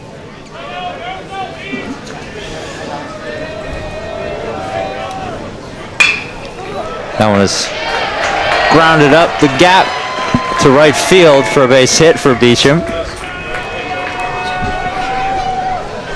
And a runner on base to start things off here in the seventh for the Lutes. We're seeing a common theme. PLU is able to get those lead runners on, and UW just hasn't been able to. We'll see if it leads to anything for PLU in this inning. And Lucas Delisle, 0 for 2 today, showing bunt right now. In the 8-hole, might be looking to lay down the bunt here just to get his guy over. At this point in the game, if you can scratch across a run or two more, you're looking at a situation where you're putting the Dogs in a tough spot to come back. And he lays down the bunt. Cole over to first, and a nice play there. But the runner does advance, and a sack bunt. Great job doing your job. Moved his partner over, one down, and you have a chance of driving some runs, add on to your lead. And Delisle is not known for his hitting, but just a smart play there. As Asa Reese now comes up to bat. Let's put the ball on play both times. Reach on an error last time. Just looking to get something in play hard. If he could hit it to the right side, he could advance his runner over to third.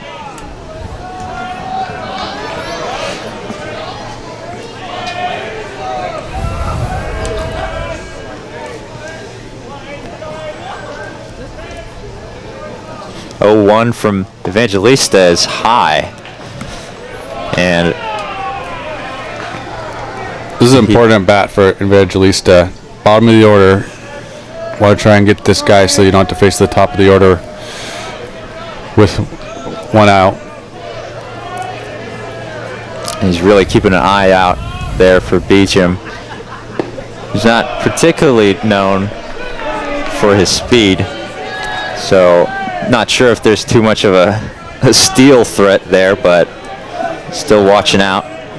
You just don't want to lose track of where these guys are at. If you give them an extra 90, they're that much closer to scoring. All it would take is a sac fly, even if they're not a known running threat. One's a called strike. Asa Reese not too happy about that one. The breaking ball low in the zone. Makes it a 2-2 count. And he did not go. So full count for Asa Reese with a man in scoring position.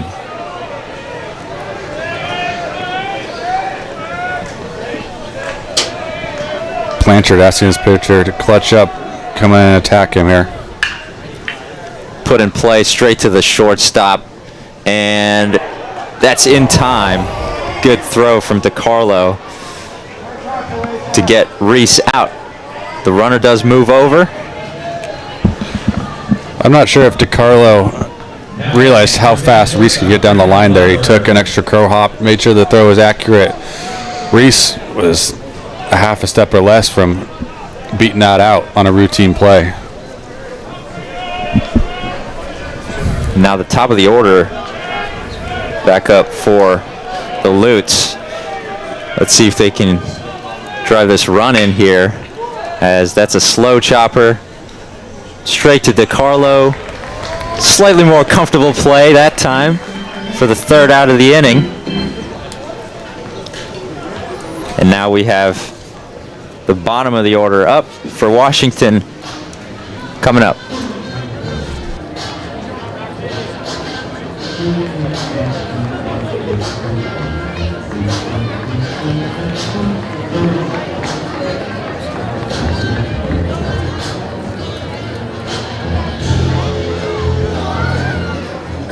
It's time for the 7th inning stretch presented by PepsiCo. Stand up and sing along.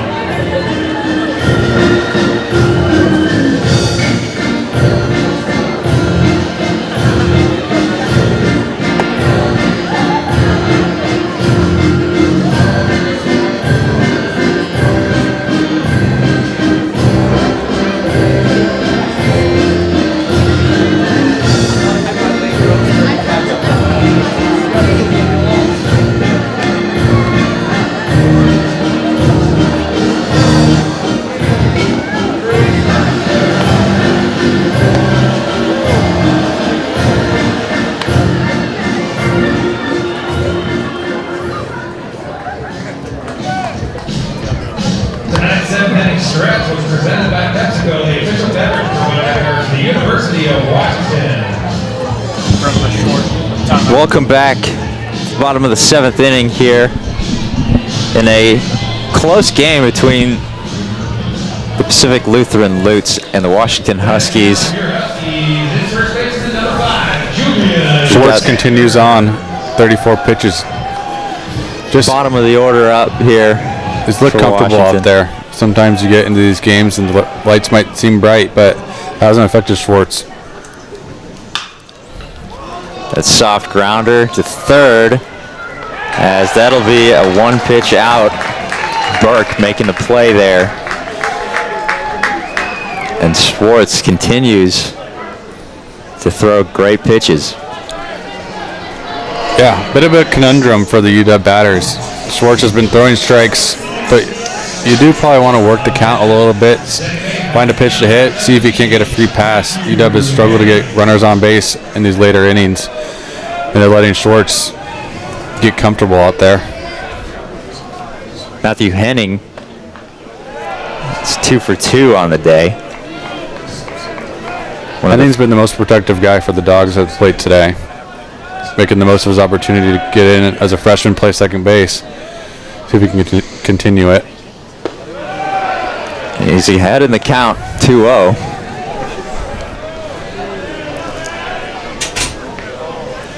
I would say he's looking to get the top of the order back up here, get on base, but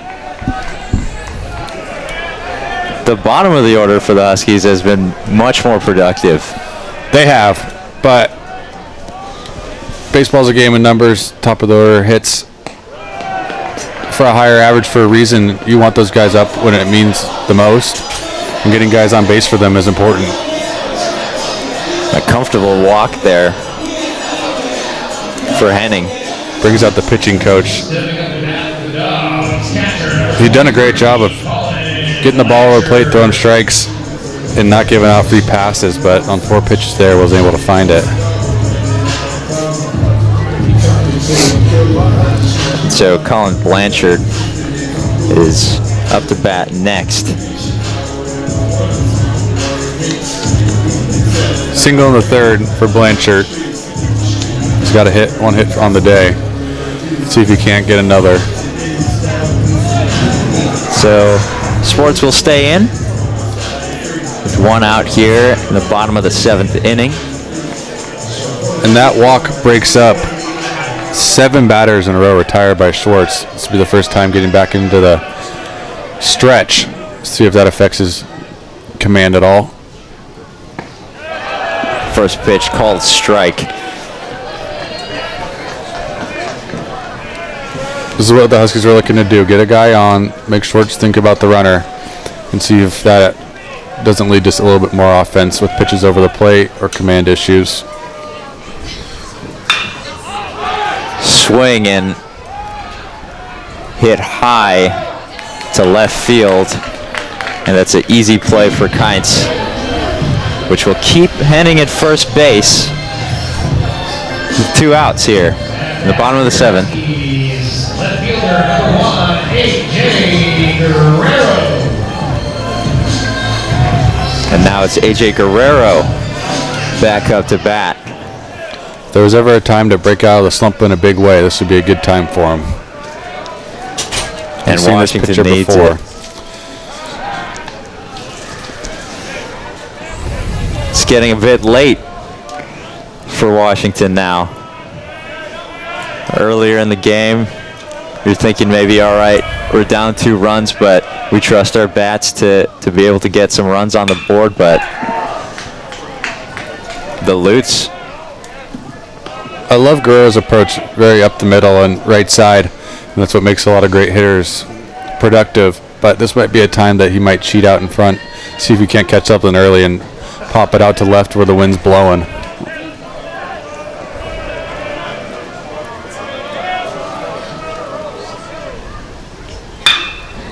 and grounded up the middle and through the gap to center field for a base hit for Guerrero. And Guerrero is finally starting to put better at-bats together. And now there are 2 runners on for Colton Bauer. Great piece of hitting there. Right back up the middle. Keeps the inning going. You never know you can do it 2 outs. And we got to mention Colton Bauer. You got the Home Depot walk-up song. You don't hear that very often, maybe ever. Must be a hard-working man. No batting gloves. Tells you a little bit probably about his personality. It's a great song. One of the better, more iconic themes. I've got a couple things around the house I need some help with. I might be able to hire him. Build a couple things for me.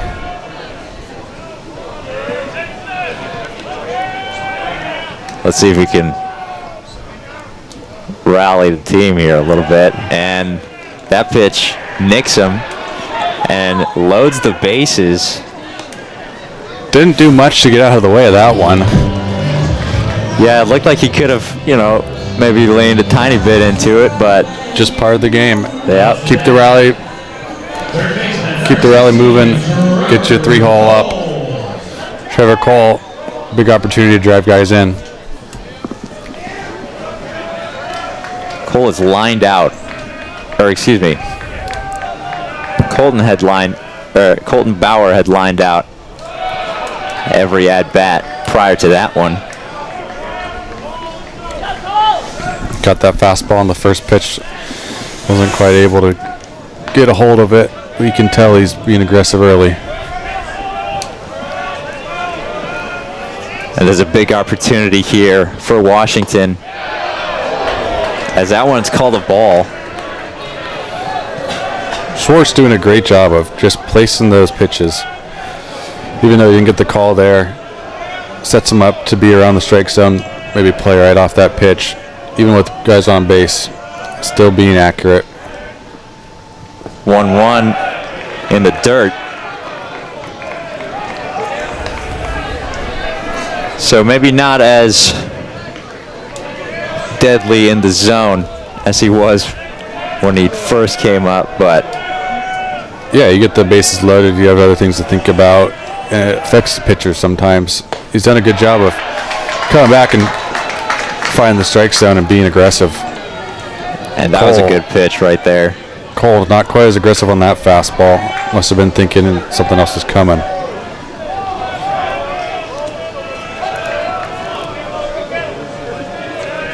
Two for Schwartz. And the count goes full. Interesting to see them go back to the fastball. Cole had a little bit of trouble on the slider against Gonzaga. Was curious if PLU may have picked up on that and try to get him swing and miss on that pitch. Bases loaded, 2 outs for Trevor Cole. Payoff pitch. Cold, strike 3.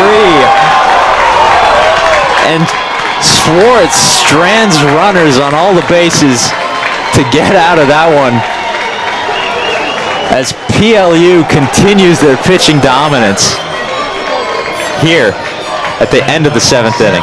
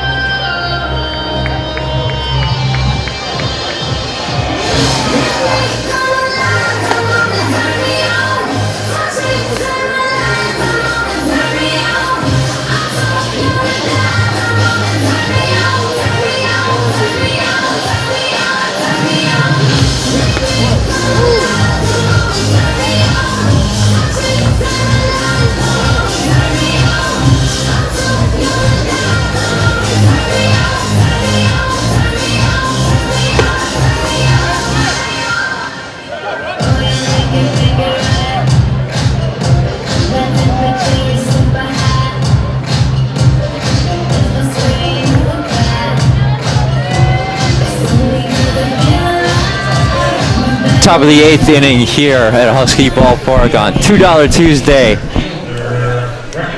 Pacific Lutheran holding on to a 2-run lead here late into the game.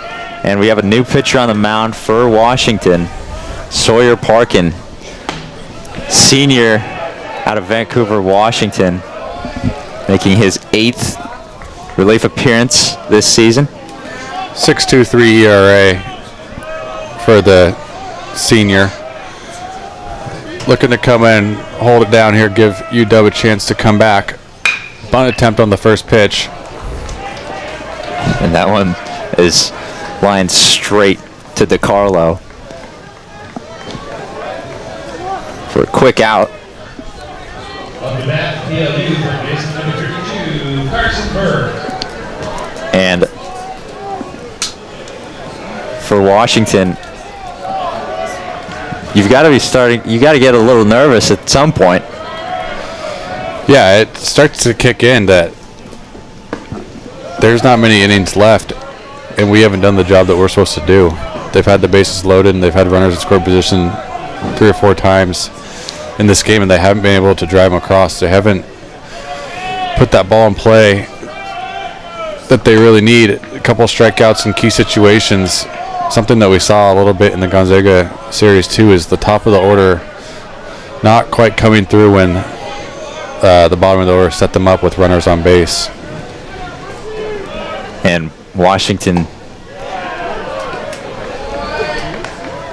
not able to capitalize with the bases loaded in the 7th. UW did score a handful of runs in that Gonzaga series in the 9th inning, so maybe we got to wait one more inning for them to start popping off. But you hope it'd be sooner for them. They love the dramatic.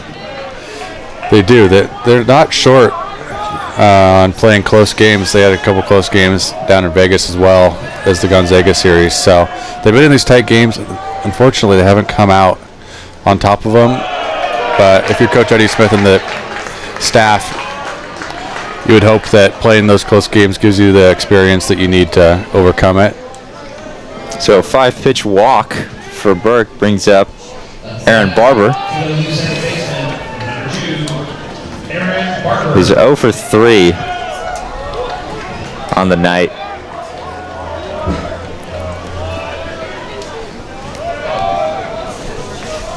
In the 4-hole, could do some damage.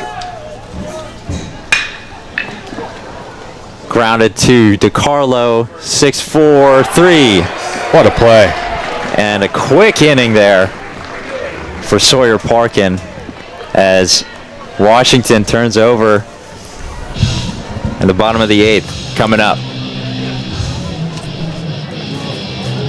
After Husky double play at the top of the 8th, the score remains PLU 3, UW 1.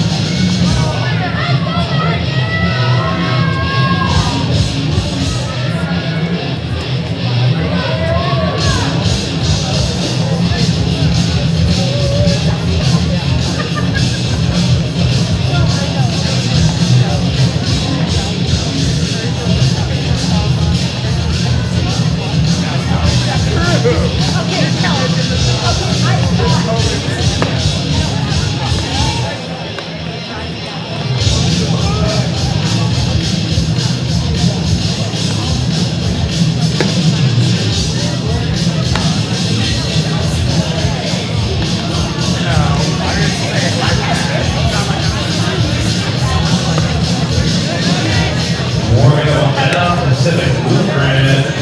It's right-hander number 4, Matthew Sherwood.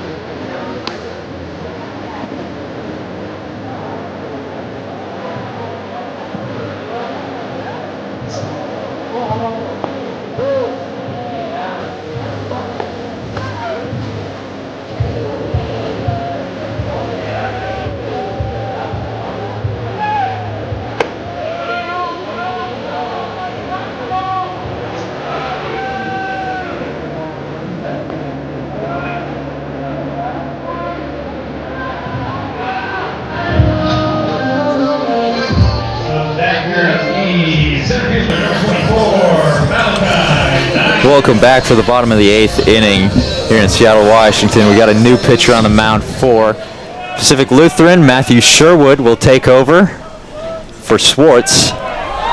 6'5" sophomore out of Santa Clarita, California. Big, imposing guy on the mound. And he is one of the rotation guys for PLU. Started him out with 2 fastballs, seemed to be coming in pretty good. Definitely a harder thrower than the previous pitchers as Malachi Knight takes a big hack. Huskies need to make something happen here, try and get Knight on base.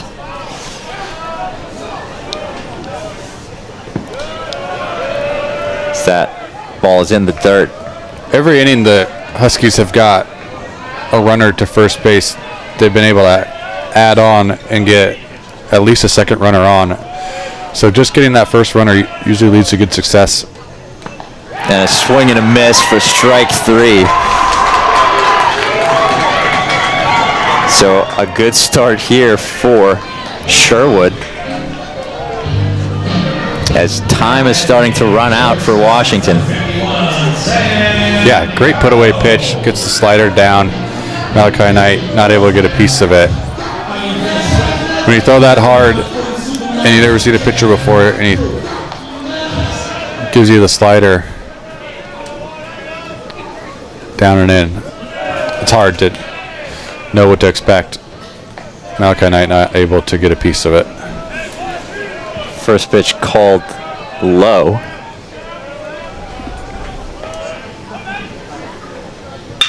As Sam DiCarlo puts that one through the gap, and that's a base hit for the Husky shortstop. DiCarlo always seems to put together a nice at-bat. It's not always a big bop, but he seems to put the ball in play, up the middle, through the hole. He gets the job done, and he does a great job in that 5-hole, setting things up for the rest of the order. Now it's Jackson Hotchkiss, the freshman, back up 0 for 3 on the night. That one drops in for a strike.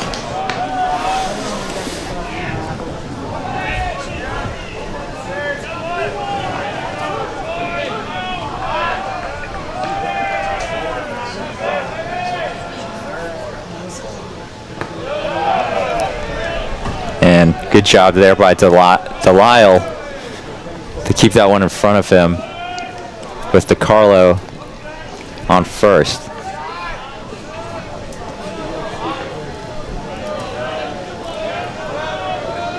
You think we'll see a stolen base attempt here? That one's popped up. Back. Lundberg. Yeah. Backpedaling for that one. Down 2 runs, you're definitely not trying to create any extra outs, but you might see a situation where if Sanders gets into account with 2 strikes where you think that PLU maybe trying to throw that put away pitch, that slider in the dirt, they might get DiCarlo on the move. Other than that, I'd be surprised to see to send him when you're just trying to get that rally going. A swing and a miss for strike 1 for Sanders. And DiCarlo is pretty quick on the base paths, but only 2 stolen bases this season. As the appeal, they say he did not go. Good job holding up on that.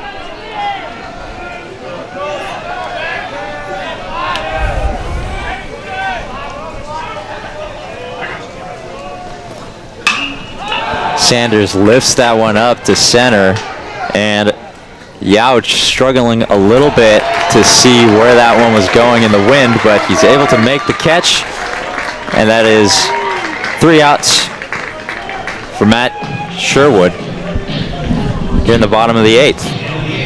The score remains Pacific Lutheran 3, Washington 1. There were no runs, 1 hit, no errors, no base, the bottom of the 8th.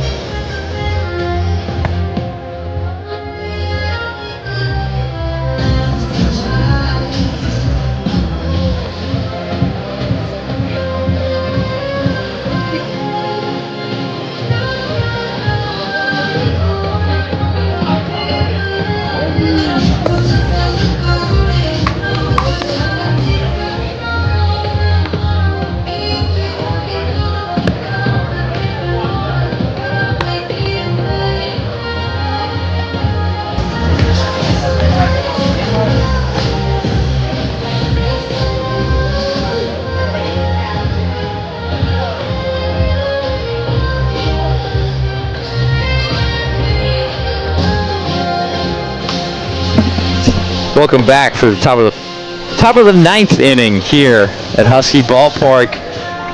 PLU holding on to a 2-run lead as Brody Finney comes up to bat here. Sawyer Parkins still on the mound for Washington. And the Huskies are in danger of dropping this game. The leads.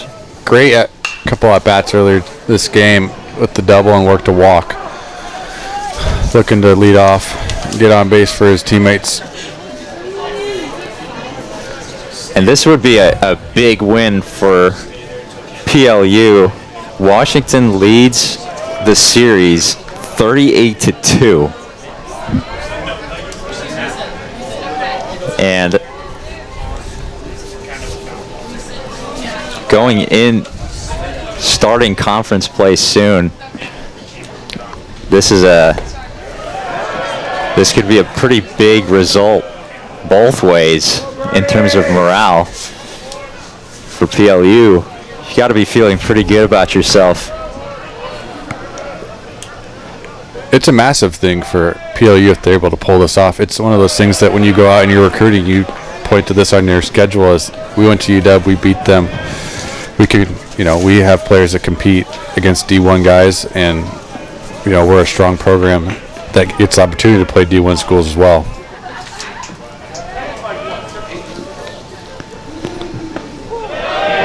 And a called strike 3 there on the inside. Great curveball, froze him, was able to drop it in for strike 3. So Sawyer Parkin continues his solid outing. He had a quick inning in the 8th. And he's off to a good start here. Parker's done a nice job settling in and getting outs and throwing strikes, giving UW something they can hang their hat on. Hopefully turn this inning over and see if they can't get some 9th inning magic. Ethan Kites fouls that one back. He's done that a lot today. He's seemed to be on just about every pitch that's been over the plate. And strike 2 there. Great pitch. Out of the zone, was able to get him to chase. I wouldn't be surprised if there's a couple more pitches that aren't too close to the zone, see if he'll be able to chase anything. Pitch is lined into the outfield to left as Kites thought about going for 2, but wisely stayed back.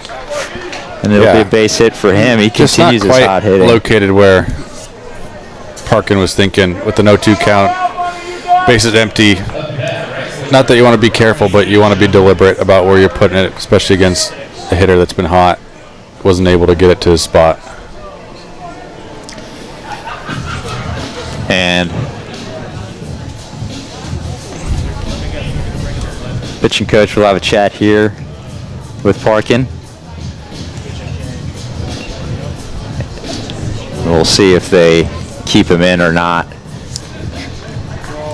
And it looks like they are going to be bringing in a new pitcher. And we'll be right back.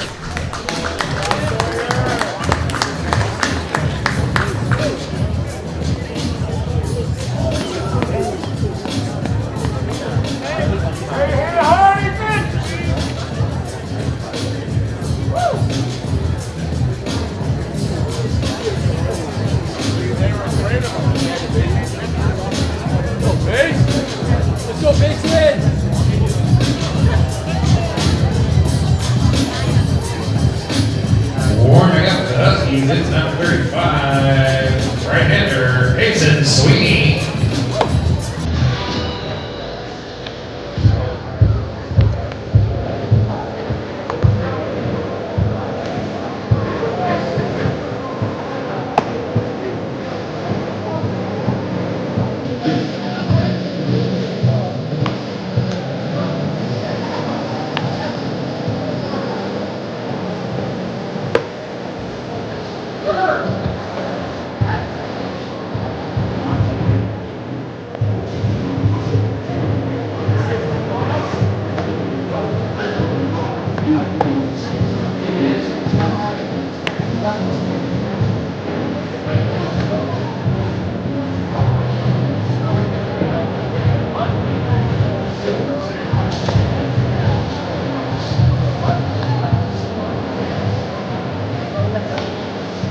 Welcome back here at the top of the ninth.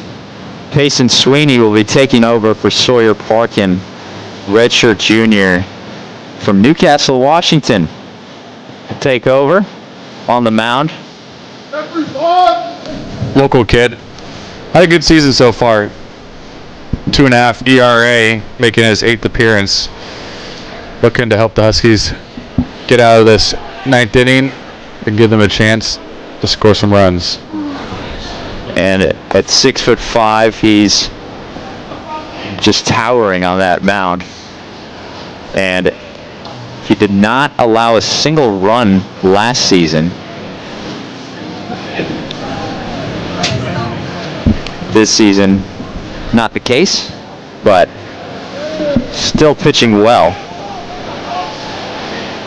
And we'll see if he can get through this inning. It's going to face Beecham. Beecham was the man who has 2 RBIs who drove in the first 2 runs of the game with a double down the right field line. So dangerous hitter. And he keeping Kites at bay over at first. Kites has 6 stolen bases on the season, one of the few PLU players who does run. So keeping an eye out for him.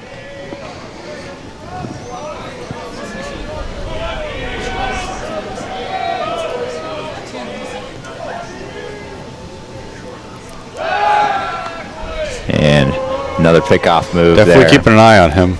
Not much of a move, but just trying to keep him as close as he can. The way they're keeping him on makes me think that wouldn't be surprised if he goes in this at bat. 0-1 pitch is fouled off.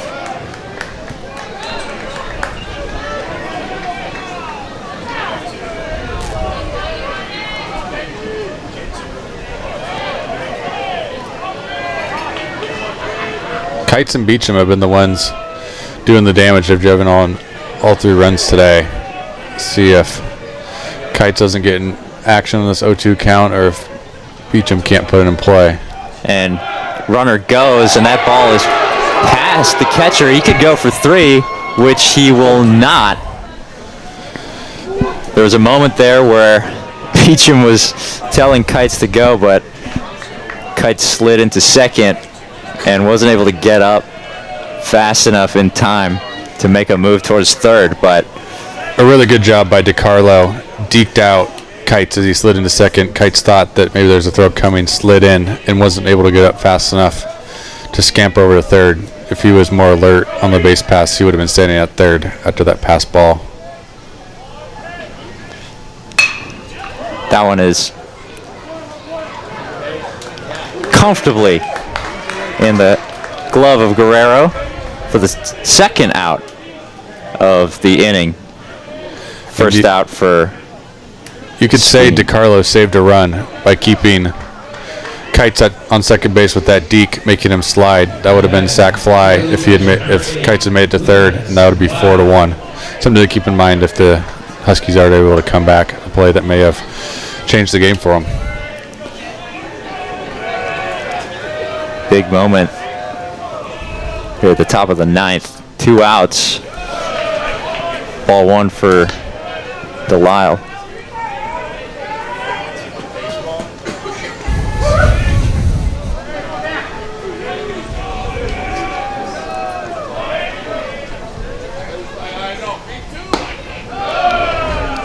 And another ball here on the outside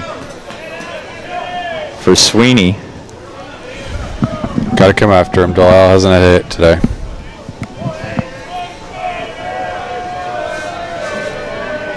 Delisle did lay down a sac bunt in the 7th inning. Not the best hitter in this PLU lineup, who does have quite a bit of power, but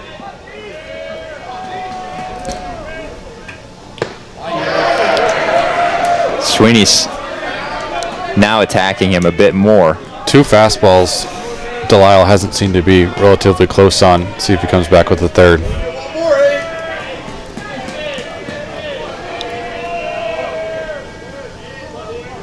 2-2 from Sweeney. Full count.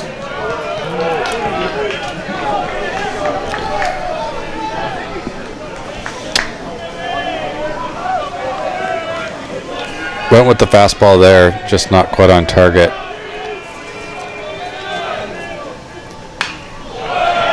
That pitch is fouled back. Stay alive. Steady diet of fastballs from Sweeney. And PLU really does want to get at least another run here on the board. Washington's got Henning and Blanchard coming up to bat, and then Guerrero as Sweeney walks Delisle. Tried to go off speed, wasn't able to land it with the open base. You bring up the 9-hole hitter, so maybe not the worst thing in the world, but you want to make a more competitive pitch in that situation. And Asa Reese 0 for 3 today so far. Almost beat out an infield grounder, so he's got the speed.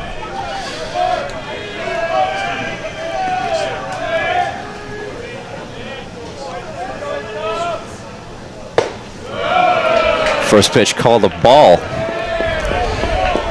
So Sweeney's struggling a little bit here to stay in the zone against the bottom of the lineup.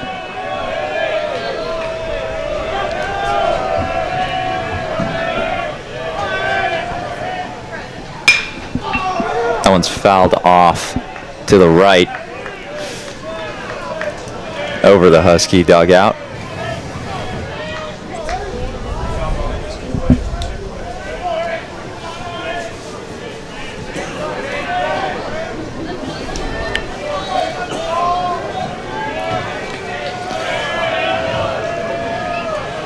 Two outs. The 1-1. Another ball on the outside. This would be interesting. We mentioned Reese's speed. Huskies defense playing well back, making sure they knock anything down as to not let it through on a ground ball, but anything soft, Reese can be able to reach. That one's popped up. Hotchkiss is running for it in foul territory, and he drops it. What seemed to be a routine catch for Hotchkiss, he just fumbled it. And luckily it was in foul territory because Ethan Kites was flying around third. Yeah, fortunate for it to be in foul territory. Hotchkiss did a good job hustling over, lost his hat in the process, may have overran it a hair, which led him to be a little off balance when trying to grab it. So a lifeline here for Reese. And these are the little things that we talked about in the opener, is giving teams second chances. You hope that if you're a Husky, you're able to get out of it, but these are prime examples of letting your opponent get that one extra chance at driving in runs. That one is straight at Henning, and Sweeney gets out of the inning. But a close call there for the Huskies at the end. Hotchkiss dropping an easy play. And the bottom of the ninth coming up on Big Ten Plus. 1 hit, 2 runners left on base at the top of the ninth.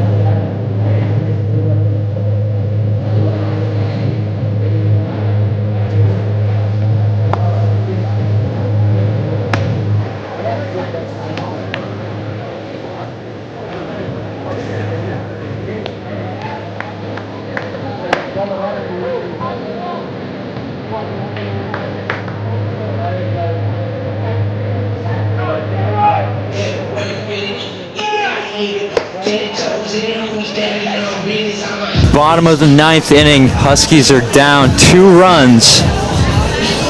And Matthew Sherwood on the mound trying to give Pacific Lutheran the big upset win here over the Dogs. Matthew Henning is going to lead things off here at the bottom of the 9th. It's all about getting on base, Dennis. Huskies down 2. You got to get a runner on. You got 8-9-1. Preferably, you do it here and give yourself a chance to get the tying run up to bat. And Henning has been excellent at the plate so far today.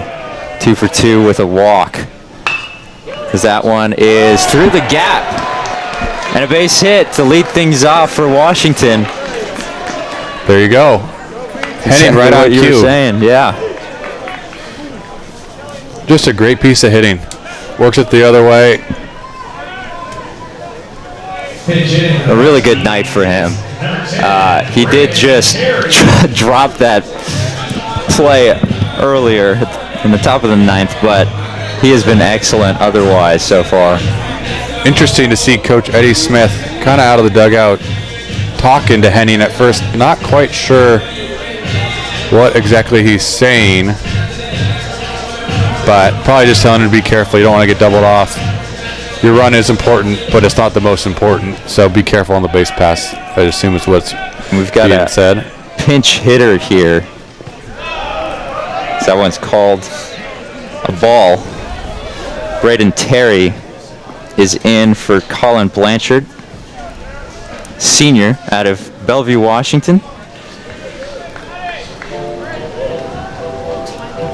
And we'll see if he can't get on base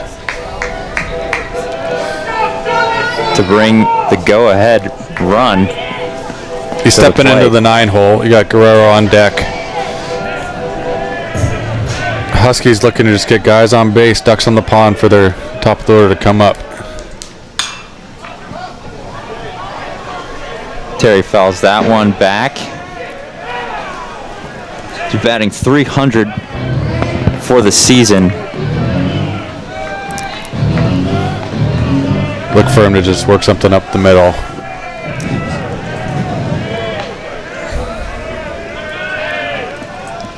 One swing and a miss. And that did not look like a very pretty swing there.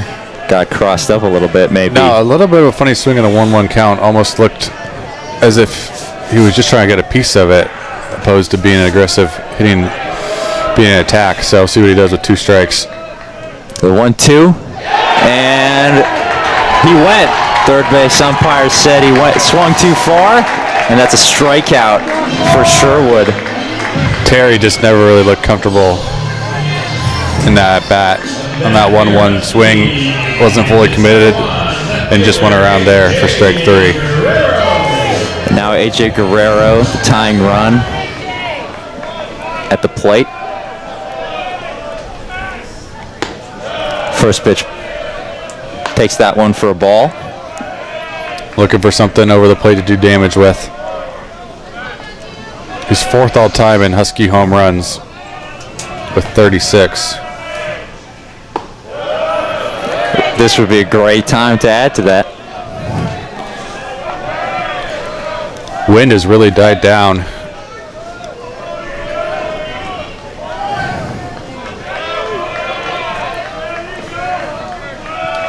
.20 pitch to Guerrero, lifted up, but that one is popped very high, and it settles in the glove of Kientz for out number 2 here in the bottom of the 9th.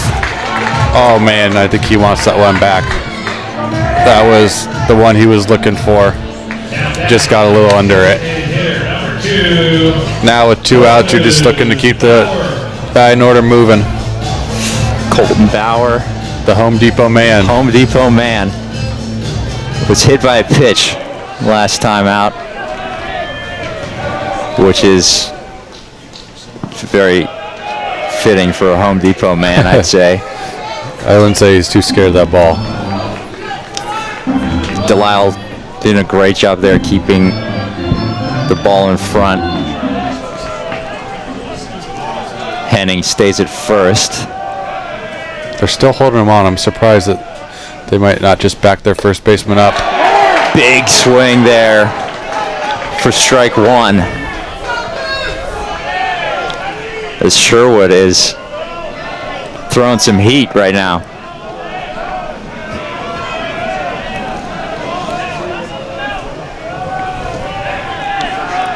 The 1-1. The one's outside. Sherwood trying to be careful.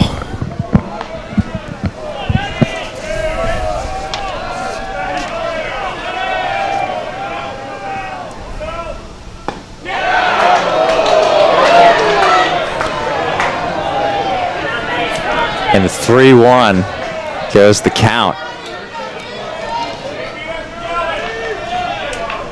for Bauer. See if he's looking dead red for that fastball. And a called strike there. Bauer really thought that one was a ball. He's already heading for first.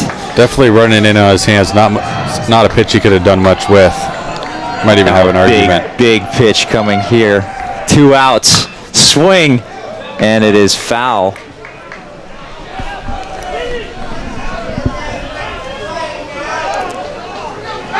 Big pressure situation here for both Bauer and Sherwood. 3-2.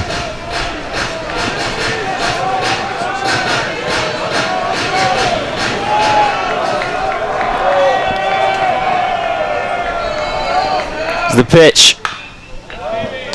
And fouled off towards the PLU dugout.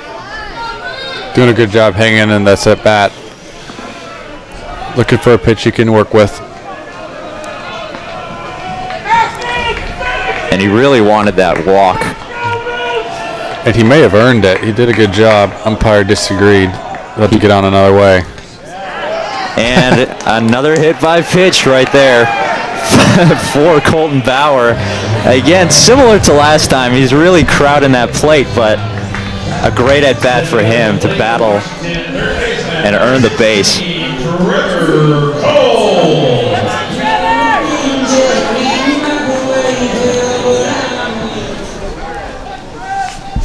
Pinch runner at first. And we've got a pinch runner in for Bauer, as going to get a little more speed on the base pass for the dog, as that is the tying run at first.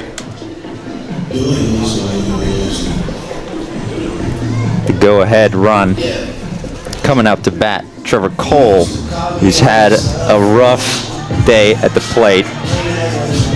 Cooper Witten is in for Bauer at first.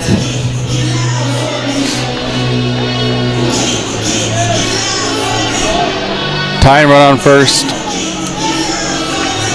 Your 3-hole hitter up. Important time for Delisle as the catcher to make sure he's blocking everything, not letting these guys get an extra 90. 2 outs, bottom of the 9th. Runners on first and second for Trevor Cole. Swung straight to the shortstop. Stays in front of it and gets the out at first. Oh, he may have pulled his foot. PLU's out of the dugout, but that was an interesting play. That first baseman, Finney. And Eddie Smith was out of the dugout quick, asking them to take a look at this. The PLU dugout came out to celebrate, but the umpires are now coming together to check if Finney was off the bag or not. And they've announced that UW is going to challenge. I thought in real time that they might have a gripe about this one. The first baseman, Finney, was quick to pull his foot. But the call on the field was an out, so we'll have to have substantial evidence to overturn it. And Lundberg kind of bobbled that one too a little bit, fielding the ball. But he did do a good job to get his body in He front did of the ball. do a good job to regroup and fired across. A little bit of a short hop, and the first baseman handled it. We'll see if his foot was on or not. But I think the shortstop, Lundberg, wishes that he may have caught it cleanly and is able to just We'll flip it see here. to second base. And he is called out at first base. PLU with the big upset win over Washington. Matthew Sherwood closing that one out. He is really hyped about that win. And PLU gets its third ever win against the Washington Huskies. And they started hot and never looked back.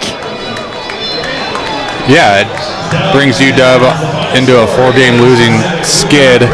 They were looking to avert that today, but they weren't able to. You got to give a lot of credit to PLU. They put their foot on the pedal and never let off, getting out to a lead. And their pitching did a great job. We talked to their coach. He was interested to see how their pitching would react to D1 hitters. They did a great job throwing strikes and competing. Yeah, and just an impressive game all around for PLU. Really cool minds coming in here to a bigger ballpark and just sticking with their game plan and their experience, especially on the mound, really showed on that in that game. We'll be back tomorrow with more from the second game of the series between Pacific Lutheran and University of Washington.